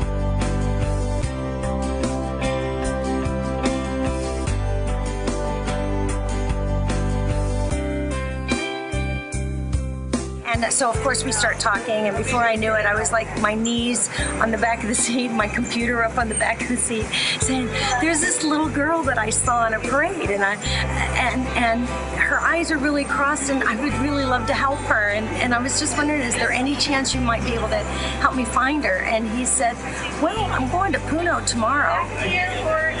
I'm like, really? And so I gave him, I emailed him the picture and my address and all that. And I didn't forget about it, but I was busy with class. And 1 week later, he called me and he goes, "Hi, Connie, it's Jonathan from Southern Explorations." I'm like, "Yes." And he said, "We found her." And he said, "But we're going to meet with her family in like an hour. Are you willing to go through with this? We're not going to open this can of worms if you're not willing to go through with this." And I was like, "How much is it going to cost? Where's the doctor? How's this going to happen? Is she even capable of having?" Yes, we'll figure it out. I just thought this is a miracle that we found this little girl 2 years later. Her name is Karen Judith Walpatique. She apparently had been seen by a doctor 2 years ago, and the parents were told that if she did not have surgery, she was going to lose her right eye. And her parents are so poor that they couldn't do anything. They have 4 children, and they just couldn't do anything.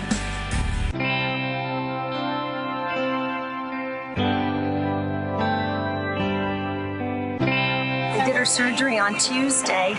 Her eyes are perfect. She can see. her family is, her town, her family, everybody is so excited. They've totally embraced this. And her mother's been praying for a miracle for 2 years, and a miracle has happened. At 10 o'clock tomorrow morning, I'm going to meet Karen and her mother, and tomorrow's her 10th birthday. It's just such a miracle, and I'm so humbled that God has allowed me to be a part of this, and I'm so grateful, so grateful.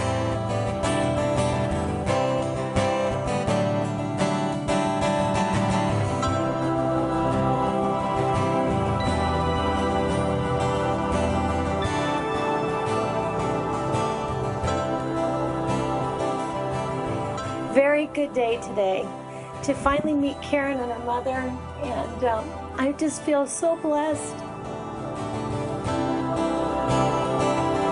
I want her to know that this is something that happened from God, that He has totally provided this in her life, and that I would be remiss if I went down, just gave her a hug, and didn't tell her who Jesus was and how God loves her so much. Mejor bien alegre. El Dios para mí se ha volteado para mí. Para mí Dios existe. Este es un milagro de Dios. Y yo bastante le agradezco a este Señor. Muchas gracias por todo lo que han hecho por mí y que les bendiga Diosito. Chao.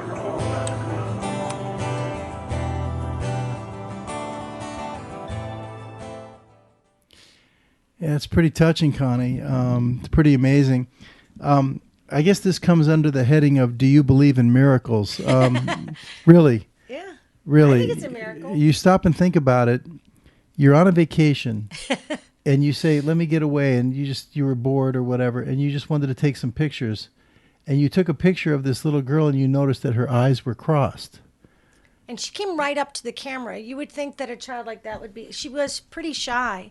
She was pretty shy, her mother, through an interpreter. But boy, when I was out there taking a picture I just thought of something else that was cool. She came right up to the camera and smiled right at the camera. And there's this spirit, and I mean, you could see in that picture that she just had this glowing spirit, and she just had these eyes that were crossed, and it just weighed on my heart. But the miracle part to me is, you snapped the picture, you saw it, you recognize what's going on there, but you didn't say stop and meet her and try to do something. It literally was, like you say, weighing on you for a couple years. Yeah, well, right after because the parade kept going by, and by the time I realized, I did think I saw her eyes were crossed because I was looked at her through the little lens of my little point and shoot camera. And so when I went back and I looked at the picture and I enlarged it, I went, okay, I did think I saw that her eyes were really crossed. And by the time I looked down, she was gone. The parade kept going by of these little kids in their soccer uniforms. And so we had a guide who obviously spoke Spanish, and we were on our way to the airport. So on the way to the airport, I found the picture, and I asked the guide if he could help me find her, because he's from Puno. And I thought, well, with her uniform colors, and basically I figured that if I could act on it right away, how hard would it be to find her? Because her school colors, I thought, would be an indication of where she was from or something. I thought it'd be a little easier. He said he would find her, and then I never heard from him. And so then 2 years later... 2 years later, I'm on a plane. I'm getting my graduate gemologist degree, and I was going Mazel on my... tov. Thank you. And I'm on my way out to L.A. or to San Diego, and I'm on an early Sunday morning flight, and this guy gets on, he puts his bag over my head, and he has a jacket on that says Southern Explorations. That's the name of the company that organizes tours. Great company if you ever want to use them. And so I said, oh my gosh, I used your company when I went down to Machu Picchu and all around, a couple years ago. And then the plane took off, and I went, I need to tell him about this little girl. And his name is Jonathan, and he's awesome, and he made the whole thing happen because he had connections with guides and Spanish speaking people, and she's from this town of Puno, actually outside of Puno, and he had guides there, and then that guide's brother lives in Lima, and they figured out the doctor, the mom, and I mean they had never been to a restaurant or been out of their little village, and so suddenly they're being told that some stranger's going to fly them to Lima and But you said to surgery. him, he sat next to you on the plane. He's in the row behind me, actually. The row behind you, and on this flight to L.A., you're telling him about this little girl. Yeah. And he said, well, I'll try to find her. He said, send me the information. I'll see what I can do. I'm on my way to Puno now. I'm like, you're kidding me. He was on his way via L.A. to go to Peru. Puno, Peru, yeah. Okay. And then he found her. Yes, I don't. Oh, and you know how I found out they found her? In the photograph. I don't know if you remember in the video early on, it's the little girl with the yellow and the blue outfit on. I thought that they found her according to the color of her school colors. Talk about a miracle. Get a load of this. Actually, in the photograph, I happened to have gotten in the background the picture of her school's name. They figured out the school, because a lot of kids are in yellow and blue, so that wasn't an indication. I got a picture of the school flag that in the background. So on the plane, you were able to, in your digital camera, you still had the picture. I had it on my computer, and I emailed it to him. You emailed it to him, okay. Mm-hmm. And he dug her up. He found her. He found her, and then he facilitated everything with all the people and all the connections that they had. My sister said, because do you know how much it cost? No. $2,500. For the surgery? That's not that much. It was nothing. Yeah. I was thinking it's going to be $25,000. I'm going to have to sing some concerts. Oh, so you're not such an angel then. No, I'm joking. That you're amazing. But I mean, that's what I'm saying is that the reason that I even bring that up is, so my sister said, Connie, you could, don't do that on your own because there's a lot of people who might want to donate and have a part of this, so this is a chance for a lot of people to help. So I opened it up. I wrote an email to some friends and some colleagues and what have you, and people were very, very generous and, sent some money in. And I put together a wonderful little, you can make your own little books, photographs, and put a hardcover book. So before I went down, I took pictures of everybody who donated money, and I put a little picture book together, and I brought that down to Karen to give to her for her to know all the people that cared about her in the United States.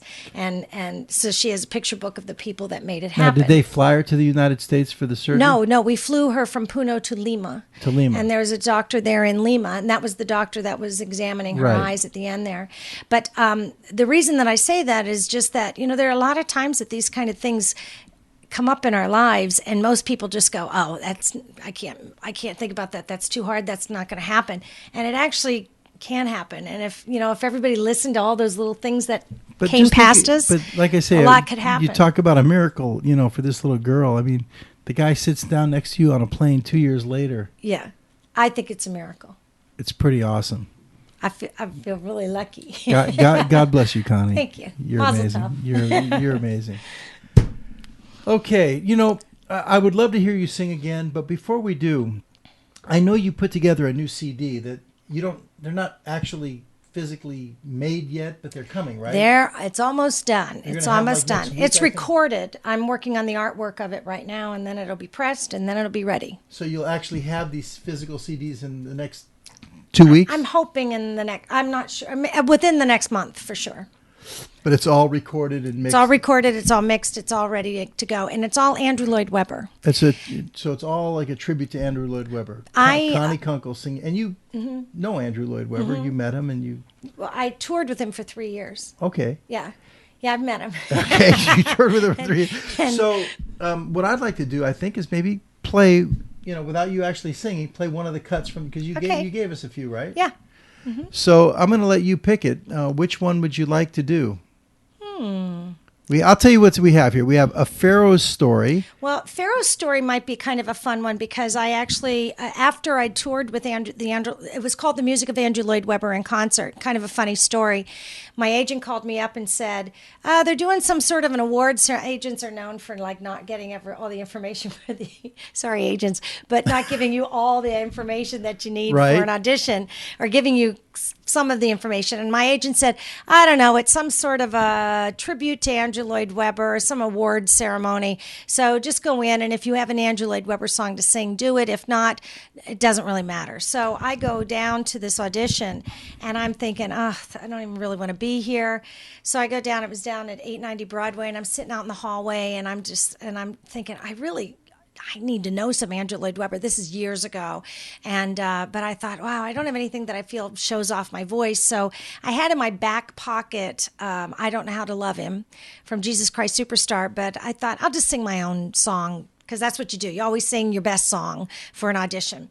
And then if they want to hear something else, then offer that. So I'm sitting out there, and I'm thinking, this is just a nothing audition. And the door opens up, and out pops one of the top casting directors, not an assistant, not a secretary, but Vinny Liff. It used to be Johnson Liff Casting in New York. Vinny Liff pops his head out and says, Connie, are you ready? And I look past him, and the table of all the people at the audition are sitting right there in a row, and I see Andrew Lloyd Webber pop his head out. Andrew Lloyd Webber's at the audition. I'm like, oh my gosh, this is a big deal audition. And the walk to the piano was the longest walk of my life. It seemed like in a cartoon, like in a horror movie, that the piano kept getting further and further away from me. As I'm like, and I'm thinking to myself, I can't sing I Got No Strings from Pinocchio. That was my big audition song. I can't sing Got No Strings for Andrew Lloyd Webber. Oh my gosh, I can't believe I'm sabotaging myself. Anyway, so I did. I went in there and I decided, you know what, I got to sing my best song, because I'm not going to get this job, so I got to at least sing well. So I didn't sing the Andrew Lloyd Webber song. I sang Got No Strings. Do you know the song Got No Strings? Got no strings to hold me down. Yes. To make me fret, make me fret. 1941. And so I sang that, and I got the gig. And it ended up being one of the best jobs of my life. Now, you mentioned this in relation to A Pharaoh's Story. Yes, because after I toured with this concert tour, that was with the big 72-piece orchestra. Sarah Brightman joined us quite a few times. That was sort of a star turn for her to become well-known in the United States. And then we did a big summer tour with Michael Crawford, who is the original Phantom on in the West End and on Broadway. Michael Crawford toured with us in the summertime, and we played big 50,000-seat amphitheaters with the big mega screens everywhere. We followed Guns N' Roses around the country. It was a very cool tour. And so then after that, Andrew invited me to play the narrator opposite Donny Osmond in Joseph and the Amazing Technicolor Dreamcoat. I saw the picture with you and Donny. Did we show that tonight? Anyway, so we have A Pharaoh's Story. We have now. So Don't Cry Pharaoh's for Story Me is from Joseph and the Amazing Technicolor Dreamcoat. And we also have Don't Cry for Me, Argentina. That's a good one. Is that on the new CD? It's on the new CD. There's Pharaoh's Story, Jacob and Sons, Don't Cry for Me, Argentina, With One Look. The CD is called With One Look. Well, I've got a few of them here. I have With One Look. I've got Take That Look Off of Your Face. Take That Look Off Your Face. Off That's your from face. Song and Dance. Well, I'm going to let you pick one. I know you like Don't Cry for Me, Argentina. Well, whatever. I'm letting you pick it because. How about Tell Me on a Sunday? Tell Me on a Sunday. All right. So this is from. Now, what are we going to show while we play this, Ronnie? We don't have any video. Some of her pictures and also the CD cover. Let's at least let him see the CD cover right up front, and he'll flash some Connie pictures. You already figured that out, Ronnie? You're one step ahead of me. He's so good. Isn't he? Yeah. My goodness. All right. There's my CD cover. This is Connie's new CD, With One Look. And, Connie, I think we have your email address. If people want to buy this, we're going to give them that information afterwards. Yeah, you can contact me through my website at conniekunkle.com. There's a we'll put it up afterwards. But let's check that out. This is going to be, what is it? With One Look? With One Look. Okay, this is the title. That's the title of the song, or title of the CD. It's the title track. But this is going to be Tell Me on a Sunday. Oh, Tell Me on a Sunday. Okay. This is from A Song and Dance. Okay. In the show, she has an English accent. I don't do it with an English accent. I just sing the song. All right. Here it is, Connie Kunkle.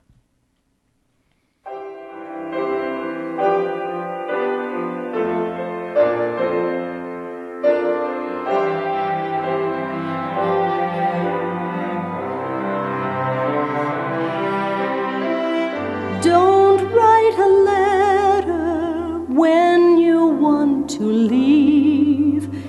Don't call me at 3 a.m. from a friend's apartment. I'd like to choose how I hear the news.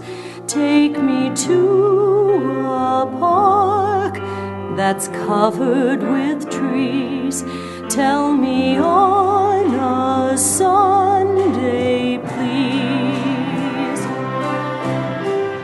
Let me down easy, no big song and dance.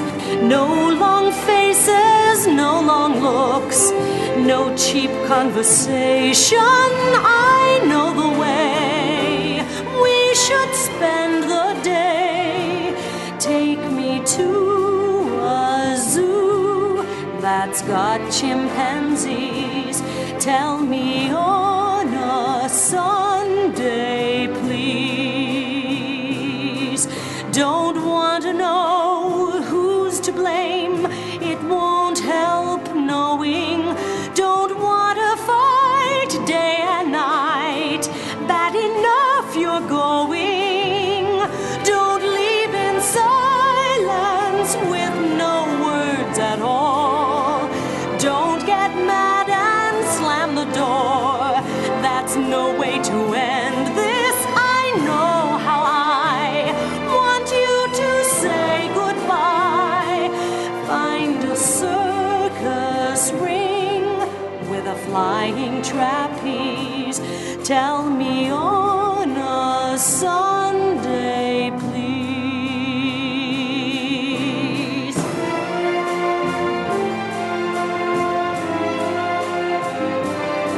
I don't want to fight day and night. Bad enough you're going.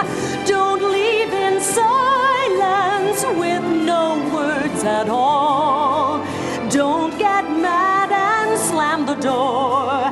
That's no way to end this. I know how I want you to say goodbye. Don't run off in the pouring rain. Don't call me as they call your plane. Take the hurt out of all the pain. Take me to a park that's covered with trees. Tell me on a Sunday, please.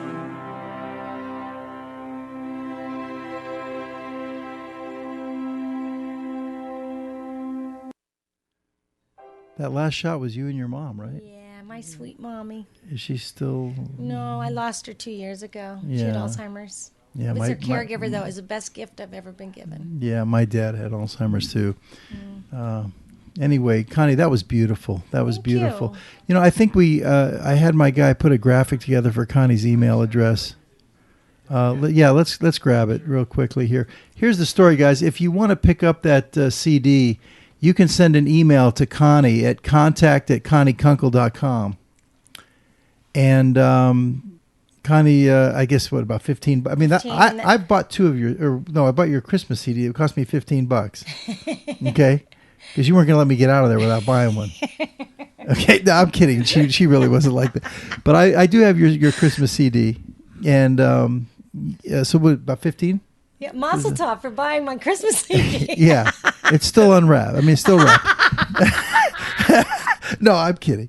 Anyway, you have to know my kind of sense of humor. Okay, I was married to a New Yorker for 17 years, so the whole love my Christmas CD. My second cut of my Christmas CD, I just love because I overdubbed 4 voices on it, and I sang bass lines, really low notes, and that. So that's also available too. So anyway, $15. You know, if you want, just contact Connie on her email address, contact@conniekunkle.com. That will include shipping. And she will handle it. Yep. Thank you. She'll tell you where to. She'll tell you where to send the check, and I imagine eventually you'll probably put it on And if CD Baby like you did your Yeah. Christmas. Yeah, eventually. Yeah. But if you want me to sign it, I will be happy to do that as well. So just let me know in your email if And you they're want me to send it to Andrew Lloyd Webber songs. all Andrew Lloyd Webber. Yeah, it's a That's- tribute to Andrew Lloyd Webber. That's He's so pretty important in my career and in my life, and he's also a singer's composer. I love singing his music. It just feels good in your throat. Yeah. Very nicely said. Now, again, anybody who wants to call in, we're getting down to the wire here. If you want to talk to Connie, you've got the number right there on the website. And Connie, do you think you have it in you to give me another song, maybe two? Yes, I would. I'm feeling pretty good tonight, so thank Really? you. Yeah. Now, you've given us some really upbeat stuff. I mean, do you have any like tearjerker stuff? Funny you should say that. I do actually, but of course every song has a story to it. You Okay. know? Tell the I have story. a song that I would like to sing that nobody really has ever heard. Years ago, I was auditioning for a Frank Wildhorn show. Frank wrote Scarlet Pimpernel and Jekyll and Hyde, and he wrote a show called Civil War. And I was down to the end with Beth Level, who won the Tony Award for Drowsy Chaperone, and she won for something else last year. I can't remember. But anyway, Beth was down to the end. She's brilliant, amazing, and she's a good friend and fabulous person. Anyway, by the way, she gave me the music to I Don't Know How to Love Him. When I had to have that Andrew Lloyd Webber audition, I saw her and she goes, "Here, take my," and I have to give that copy back to her. It still has her name at the top. I've never given it back. How long ago was that? It was a few years ago. But anyway, so the show Civil War, I was down to the end for the role of Mrs. Hixby, who was the woman who lost her 5 sons in the Civil War, which prompted the letter from Abraham Lincoln that is so famous in Saving Private Ryan, and it's famous just in general. And so we had to sing this song, Five Boys, at the audition, which is probably one of the hardest things to do anyway. Once you hear this song, you'll understand. And now here's the weird part. I ended up not getting the role. Beth got the role, and she started her rehearsals. I was working in Orlando, singing with the Orlando Philharmonic and putting together a solo concert with them. And I really loved this song. I wanted to sing it. I called Frank's office, and they gave me permission to sing it. So I had the orchestration done and did the song the way that it was originally conceived. That you hear the letter of Abraham Lincoln read and then leading into the song. And when you do it with the orchestra, it's all done with kind of a tap, sounds like taps with the trumpet and Civil War funeral drums happening. It's just absolutely beautiful. But anyway, so the irony of it is that I understand, as what happens with all Broadway shows, songs get cut and changed and moved and things get whittled down. And from what I understand, this particular song ended up only being just a couple of lines. So I did not get the role, but I was the first person to sing the song in its entirety for a public audience. It had been done down in, I think, Texas at a theater in Texas. But this incarnation that was supposed to go to Broadway, since then I had permission to sing it, and I think I'm probably the only one to sing it for a symphony orchestra in that realm. So we're going to hear a letter Is that too much explanation? No, it's pretty cool. You know, it's a letter from Abraham Lincoln to this lady that lost 5 sons in the Civil War. It's set up that she's reading his letter. Yeah. And you hear his voice. She's reading the letter, and then she sings a response to that. Let's it's do called it. Five Boys. Ronnie, we need a lot of setup here. Camera, microphone. Okay, so Ronnie's going to get it set up here. Connie is being so gracious with sharing her talent with us tonight. And we're going to try and get 1, maybe 2 more out of her. Okay, so here it is. This is going to be Connie Kunkle. This is called Five Boys. But first we're going to hear the letter from Lincoln, right? This is how it's done. Okay, here we go now. You all set? Give me some good volume in here, Ronnie. All right. No, can you start with the letter? It starts with the letter from Lincoln first. It starts with the letter first. Right. You got 4A and 4B, Ronnie. All right. War Department, a statement of the Adjutant General of Massachusetts. that you were the mother of 5.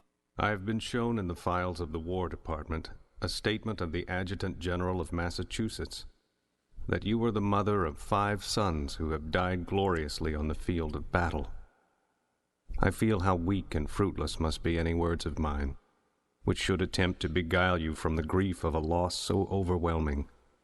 But I cannot refrain from tendering to you the consolation that may be found in the thanks of the Republic they died to save. I pray that our Heavenly Father may assuage the anguish of your bereavement, and leave you only the cherished memory of the loved and lost, and the solemn pride that must be yours to have laid so costly a sacrifice on the altar of freedom. Abraham Lincoln.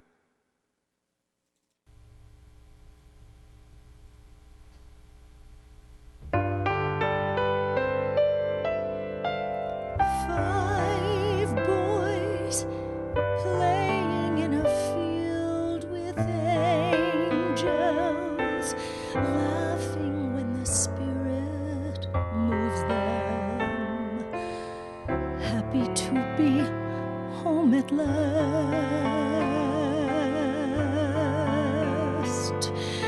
5 boys, ever will I see them playing.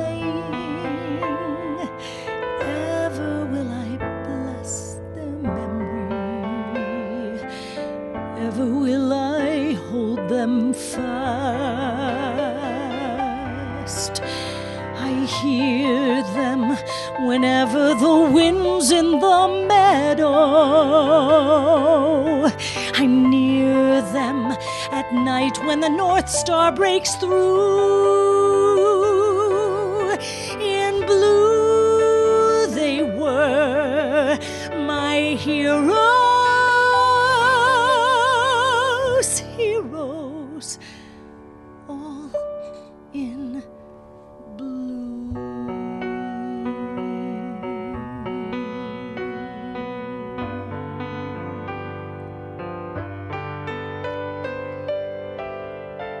Five boys playing in a field with angels, days of heaven safe forever, never to be lost again. 5 boys, ever will they have each other, brother ever there for brother, better angels of all men. In His grace, I know that their souls will find a shelter far away from all of the madness out there. My heart and I will share a mother's one last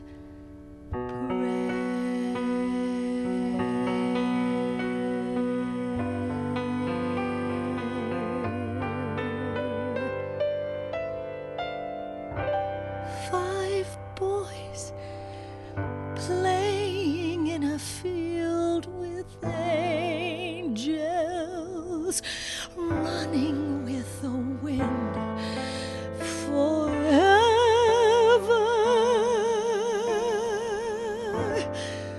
waiting in a field for me.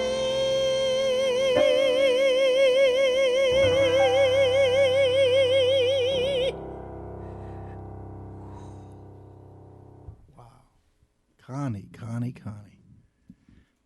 Wow, that's pretty powerful, man. Great job, Connie. That was awesome. That was incredible. Beautiful song. Oh, my gosh. And they said you didn't get the part because you weren't a mother, right? Right. Isn't that right? Yeah. That's what you told me.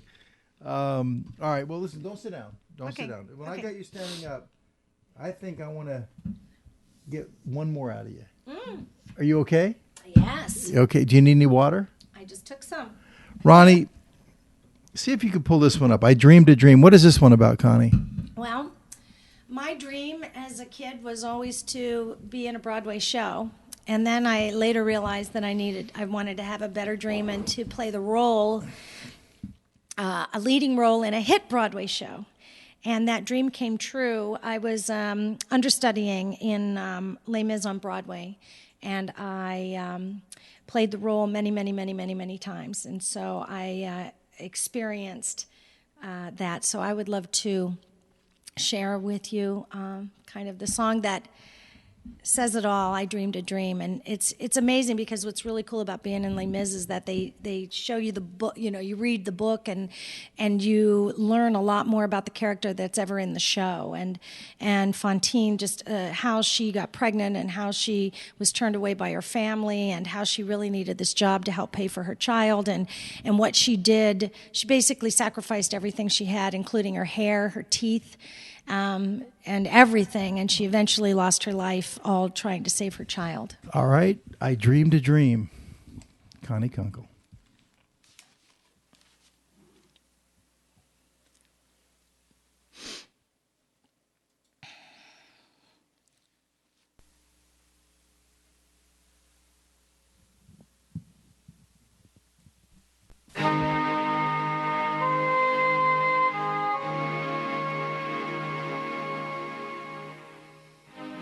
There was a time when love was blind, when the world was a song, and the song was exciting. There was a time when love was blind, and the world was a song, and the song was exciting. There was a time, then it all went wrong.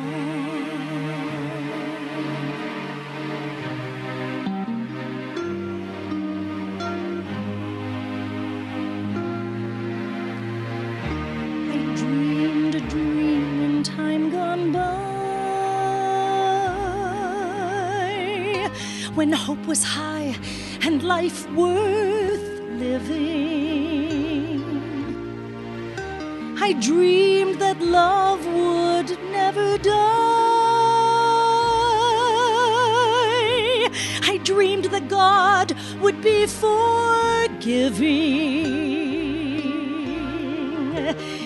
Then I was young and unafraid, and dreams were made and used and wasted. There was no ransom to be paid, no song unsung, no wine untasted. But the tigers come at night with a voice as soft as thunder, as they tear your hope apart, as they turn your dream to shame.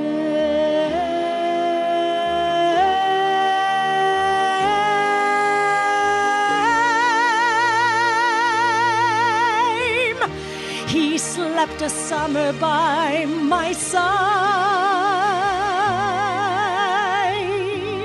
He filled my days with endless wonder. He took my childhood in his stride, but he was gone when autumn came.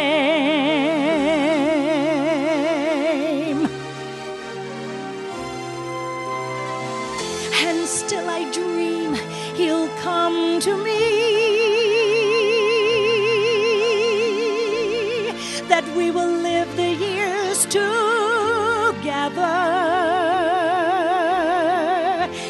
But there are dreams that cannot be,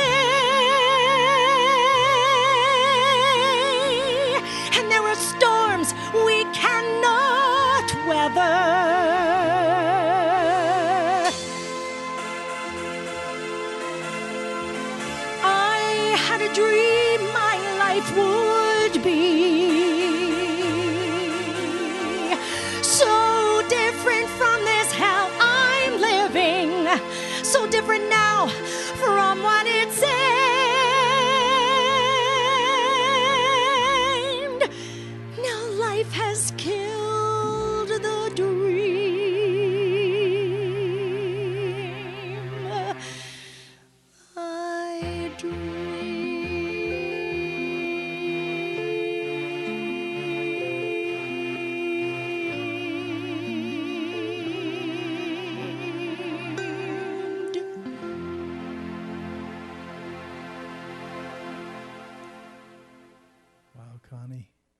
Wow.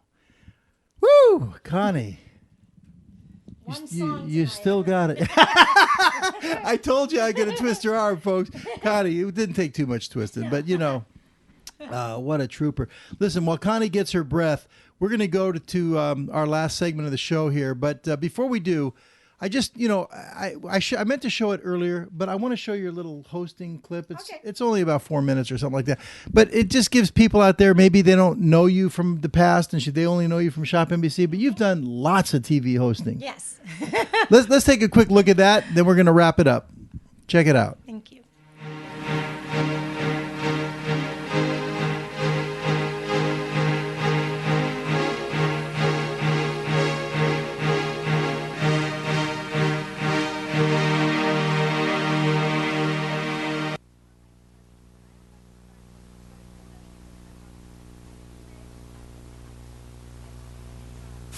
Hi, I'm Connie Kunkle. Hi, I'm Connie Kunkle. Connie Kunkle. And I'm Connie Kunkle. I'm Connie Kunkle. I'm Connie. Connie Kunkle. I'm Connie Kunkle. I'm Connie Kunkle. Connie Kunkle. Grace and I are going to strip for you in just a moment. Connie Kunkle. I'm Connie Kunkle. Hi, I'm Connie Kunkle. Now this is a beautiful home. Now there's Ready Strip, and now you and I can easily tackle jobs that professionals wouldn't even touch just a few years ago. Well, this is that terrible outdoor enamel paint that Angela was telling us about. It's all over this door frame. In fact, it's on all the door frames on the upstairs doors here. Well, we've done all the flat surfaces on the door now, so we're going to get into these tricky little curved areas. And now your host, Connie Kunkle. This is PBS. Hi, I'm Connie Kunkle. Many of you know me as a host on America's Health Network, where the cartridge filter is good for over 1,000 refills, or about 200 gallons of water. Inflammation of the middle ear or otitis media. Cardiovascular disease at some point in their life. You want to hold this? Okay. Okay, keep a good grip on it. And I'm going to hit this with the Cuisine King, and you're going to see exactly what strength in cookware really means. And trust in friendship. Watch it. Watch this, folks. Oh, and you caught it. God. She caught it. Nice.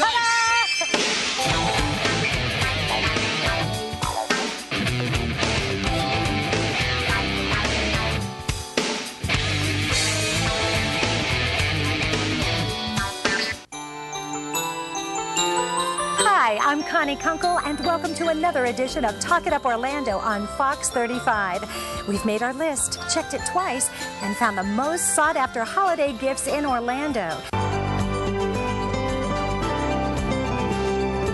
We've got something for everyone in every department at Skips. Well, let's take a look. Let's start this way. Come on. Come on. There's a pony. Look how cool. Wow, you've got cool things here. Yeah, feel free to pet the animals. They've all been fed. All right, here we go, here we well, go. except me.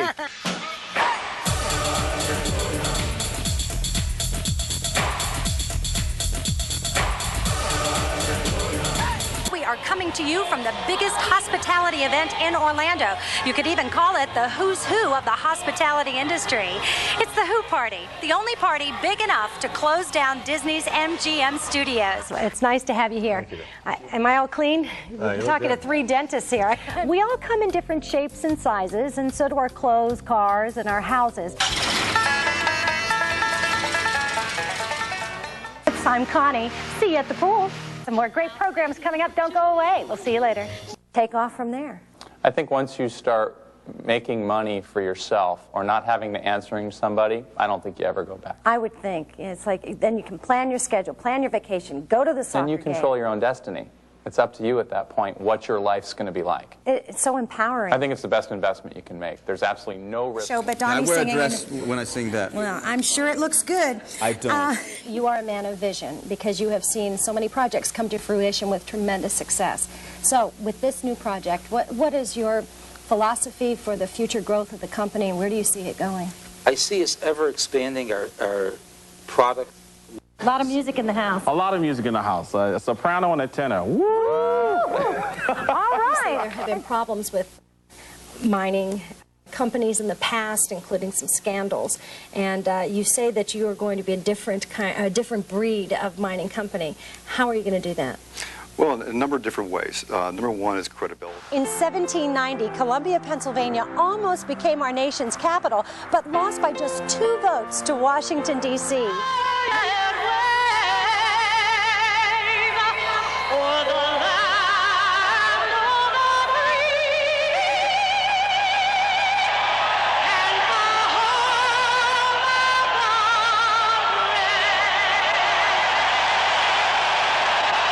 That was sad. The jackpot rolls to an amazing $2 million, $3 million, $4 million, $5 million, $6 million tomorrow night. Good night and good luck. That's the way we ended it. Oh. Anyway, I just wanted to share that out there with everybody. A little bit mistimed in the show. Probably should have shown it a little earlier. But, for those that are still with us, Connie, you've been doing lots of TV. Yeah, I've enjoyed it. You notice again, it goes back to the Ed Sullivan thing. I got to do it all. We didn't show one Shop NBC clip tonight. I know. Which we have. I have tons of it. But I'll be on Saturday morning from 9 to 11 a.m. Connie, one of the things when you came over, you might have noticed, I kind of have a thing for Judy Garland. Yes, you do. It was my mom's favorite. And we were kids. We'd sit around and we'd watch the Judy Garland show. That was must-see TV for us. And we'd watch Ed Sullivan, too, on Sunday nights. But what I do with my show, Chilling with Larry Megan, Connie, I end every show. I just got to get a little bit of Judy in there. So, we're going to go to that segment now. Oh, good. Check it out. Over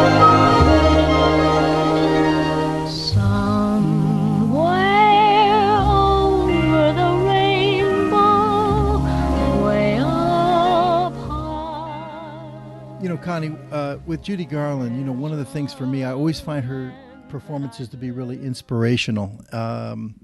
It's not about her best movie or her best concert, because I always find it's really about Judy moments, because all of her movies seem to have at least one great Judy moment. Some have 2, 3, 4, but no matter what.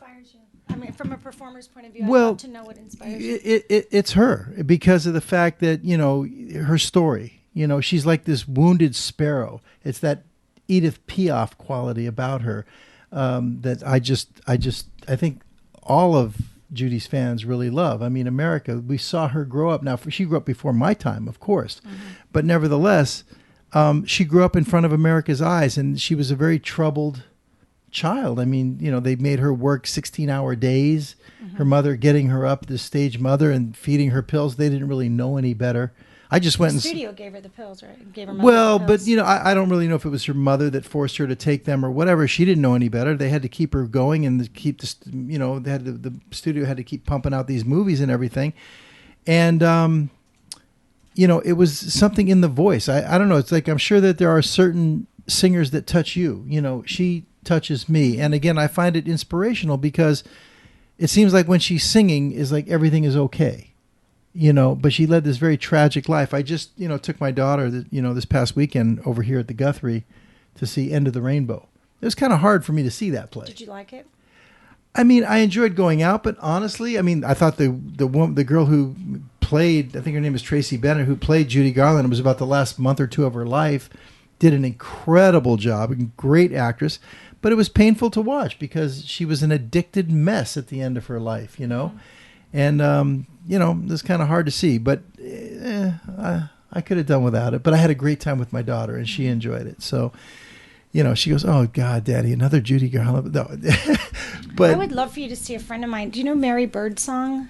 No. Mary Birdsong was in Reno. I'm sorry to cut your thought off, but you would love this. She was in Reno 911. The funny thing. And then if you see this new movie, the George Clooney movie, The Descendants, she's the best friend that breaks the news to him that, or admits to him that his wife is having an affair. Okay. Anyway, she's written a one-woman show about Judy Garland that is brilliant. I would love to see that. Brilliant. I would love to see that. With Judy, and the same thing with Ella Fitzgerald. The thing, and I think about who is the greatest of all time, and I think of Judy and Ella, and I would think Streisand right in there. But the thing is, for me, I think Streisand might have had the greatest instrument of all of them. Okay, really. I mean, as far as the voice, but what puts to me Judy and Ella ahead of Barbara, it seems like Judy and Ella both lived for their audience. They had to perform, no matter what. They just had to give everything they had to their audience. Nothing could stop them. No matter if they owed tax money or addicted to drugs or whatever, they had to perform. It was for the audience, and that they needed that love. With Barbara, and you should see all my Barbara Streisand stuff I have in there. You'll die. Okay, I have like every concert she ever did. It's unbelievable. I love Streisand. But it's almost like she's doing you a favor. I mean, you don't get the feeling that she is. But it's not the same thing. So I put them a little ahead. And for Judy, like I say, to me, it's inspirational when you see this, young talent, and I find them inspirational. Now, I tried to get you to sing a Judy Garland song, but you said you hadn't done it in years. And, you weren't there. You said Over the Rainbow, but Over the Rainbow is kind of like overdone already. I wanted to do Man That Got Away. Could I come back and do Man That Got Away for you? Wait a minute. I wanted you to do it, and you said that you didn't remember the words. We just this kind of came up suddenly, and I know you weren't there. And I knew I would not remember the words. I've messed up all the words tonight. And of course, I love that. So because of that, I decided what I would do is tonight, in our Judy Garland segment, Always Chasing Rainbows, we would play Man That Got Away. Now, I have 3 different video versions of it, and I think this one is my favorite. This is from one of her concerts. I have another one where she did with Judy, Frank, and Dean. This is actually from her TV show concert, but I also have it, of course, in A Star Is Born, 1954. But I really like Carol Darling. Absolutely, and I think it's a brilliant... it's not an easy song to sing either. No, it's not. It's not. You're really doing the melody by yourself. So I figured I'm going to play this. We're going to give you a hot mic. Now, is it too hard to sing when she's singing? I mean, you can't... Oh, I'm not going to sing over her. No? No, Larry. All They're right. just things you just don't do. All right, fine. Let's check it out. Judy Garland, The Man That Got Away. With my mother. The night is bitter. The stars have lost their glitter. The winds grow colder. Suddenly you're older. And all because of the man that got away.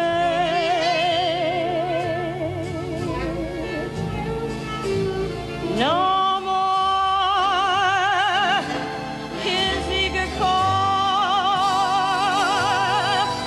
The writings on the wall. The dreams you've dreamed have all gone astray.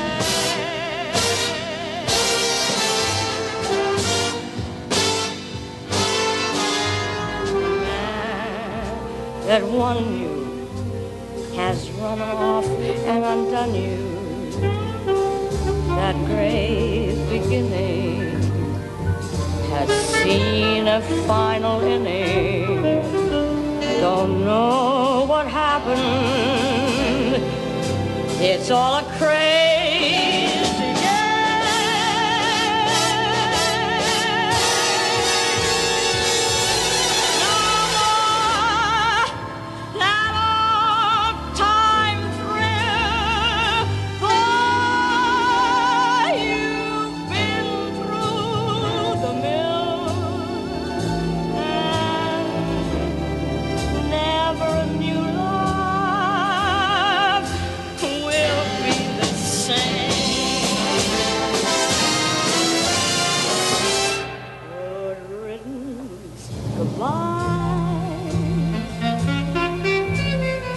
every trick of his, your arms too.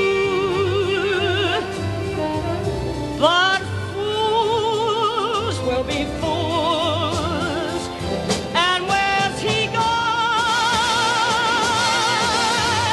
to? The road gets rougher. It's lonelier and tougher. With hope you burn up. Tomorrow he might turn up. There's just no let up. The livelong night and day.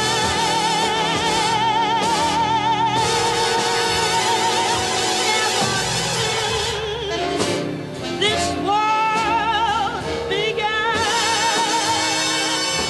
There is nothing sadder than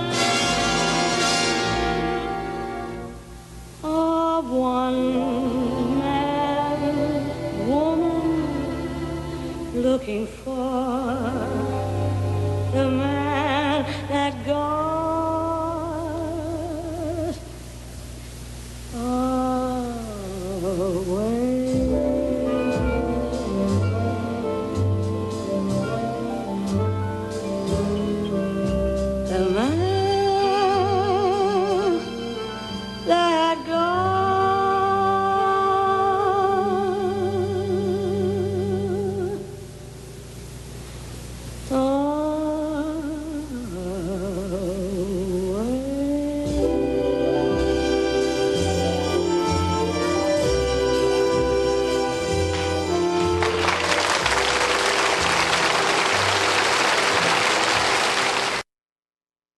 Wow. I love Judy Garland, and I love that song, and nobody does it like Judy. But, I'm going to break form. I've done, let's see, I did 17 Chillin' with Larry Megans in New York, and I haven't counted them up, but I think we got to be somewhere around at least 15 here. So I've done over 30, somewhere like 30, 35 Chillin' with Larry Megans, and I always end every show with Judy Garland, and I'm going to break form tonight. I'm going to end this show, and this is only for you, Connie, because you've given, just like Judy gave everything she had, I feel like tonight you've given us everything you've got. So tonight we're going to break form, really special. We're going to end it with Connie Kunkle with For Good. Thank you, everybody, for joining us tonight. You can go ahead, Ronnie. This is a song from Wicked. When I close my shows, I always sing this because it's something that special that we've shared tonight, and this is for you.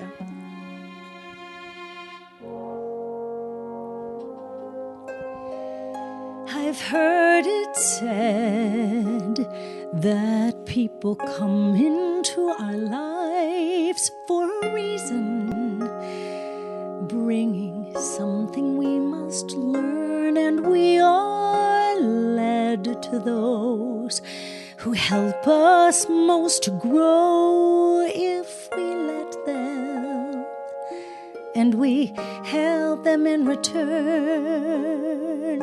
Well, I don't know if I believe that's true, but I know I'm who I am today because I knew you. Like a comet pulled from orbit as it passes the sun, like a stream that meets a boulder halfway through the wood. Well, who can say if I've been changed for the better? But because I knew you, I have been changed for good.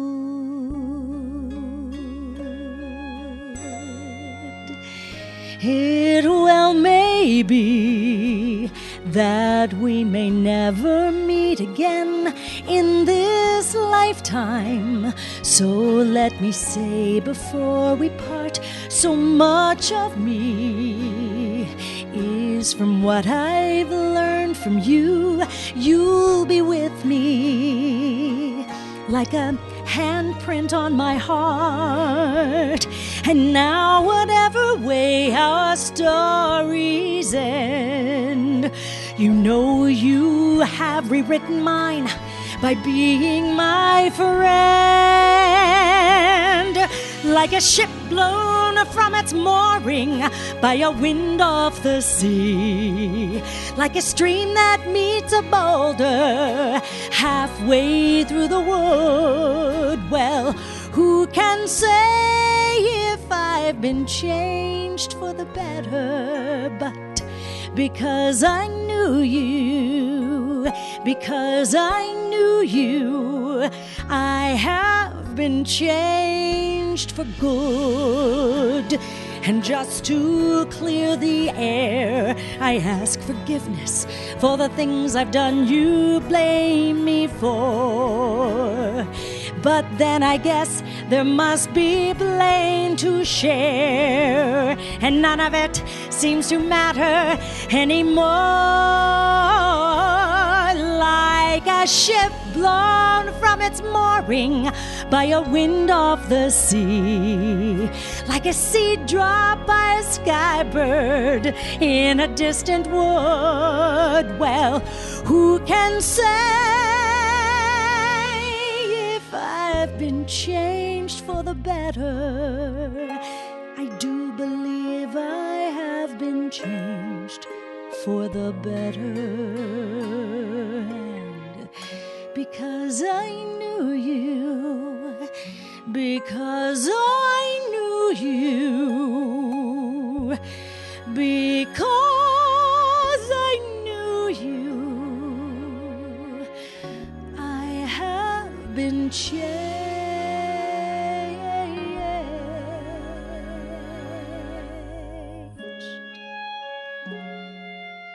for good.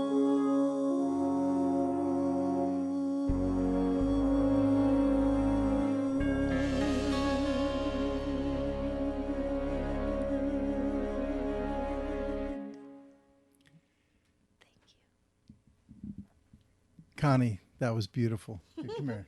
Thank you, baby. Thank you, Thank you, Larry. baby. This has been really fun. Appreciate That was it. fabulous. All right, everybody. Thank What you. a great wrap on the show. Thank you so much, Connie. I think my number one show so far, really. That was awesome. That was incredible. Listen, everybody, always keep pursuing your dreams. Never give up. Always keep chasing those rainbows.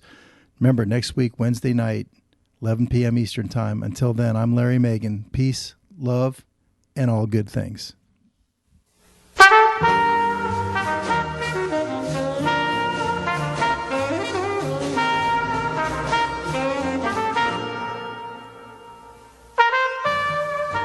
Chill with Larry Megan.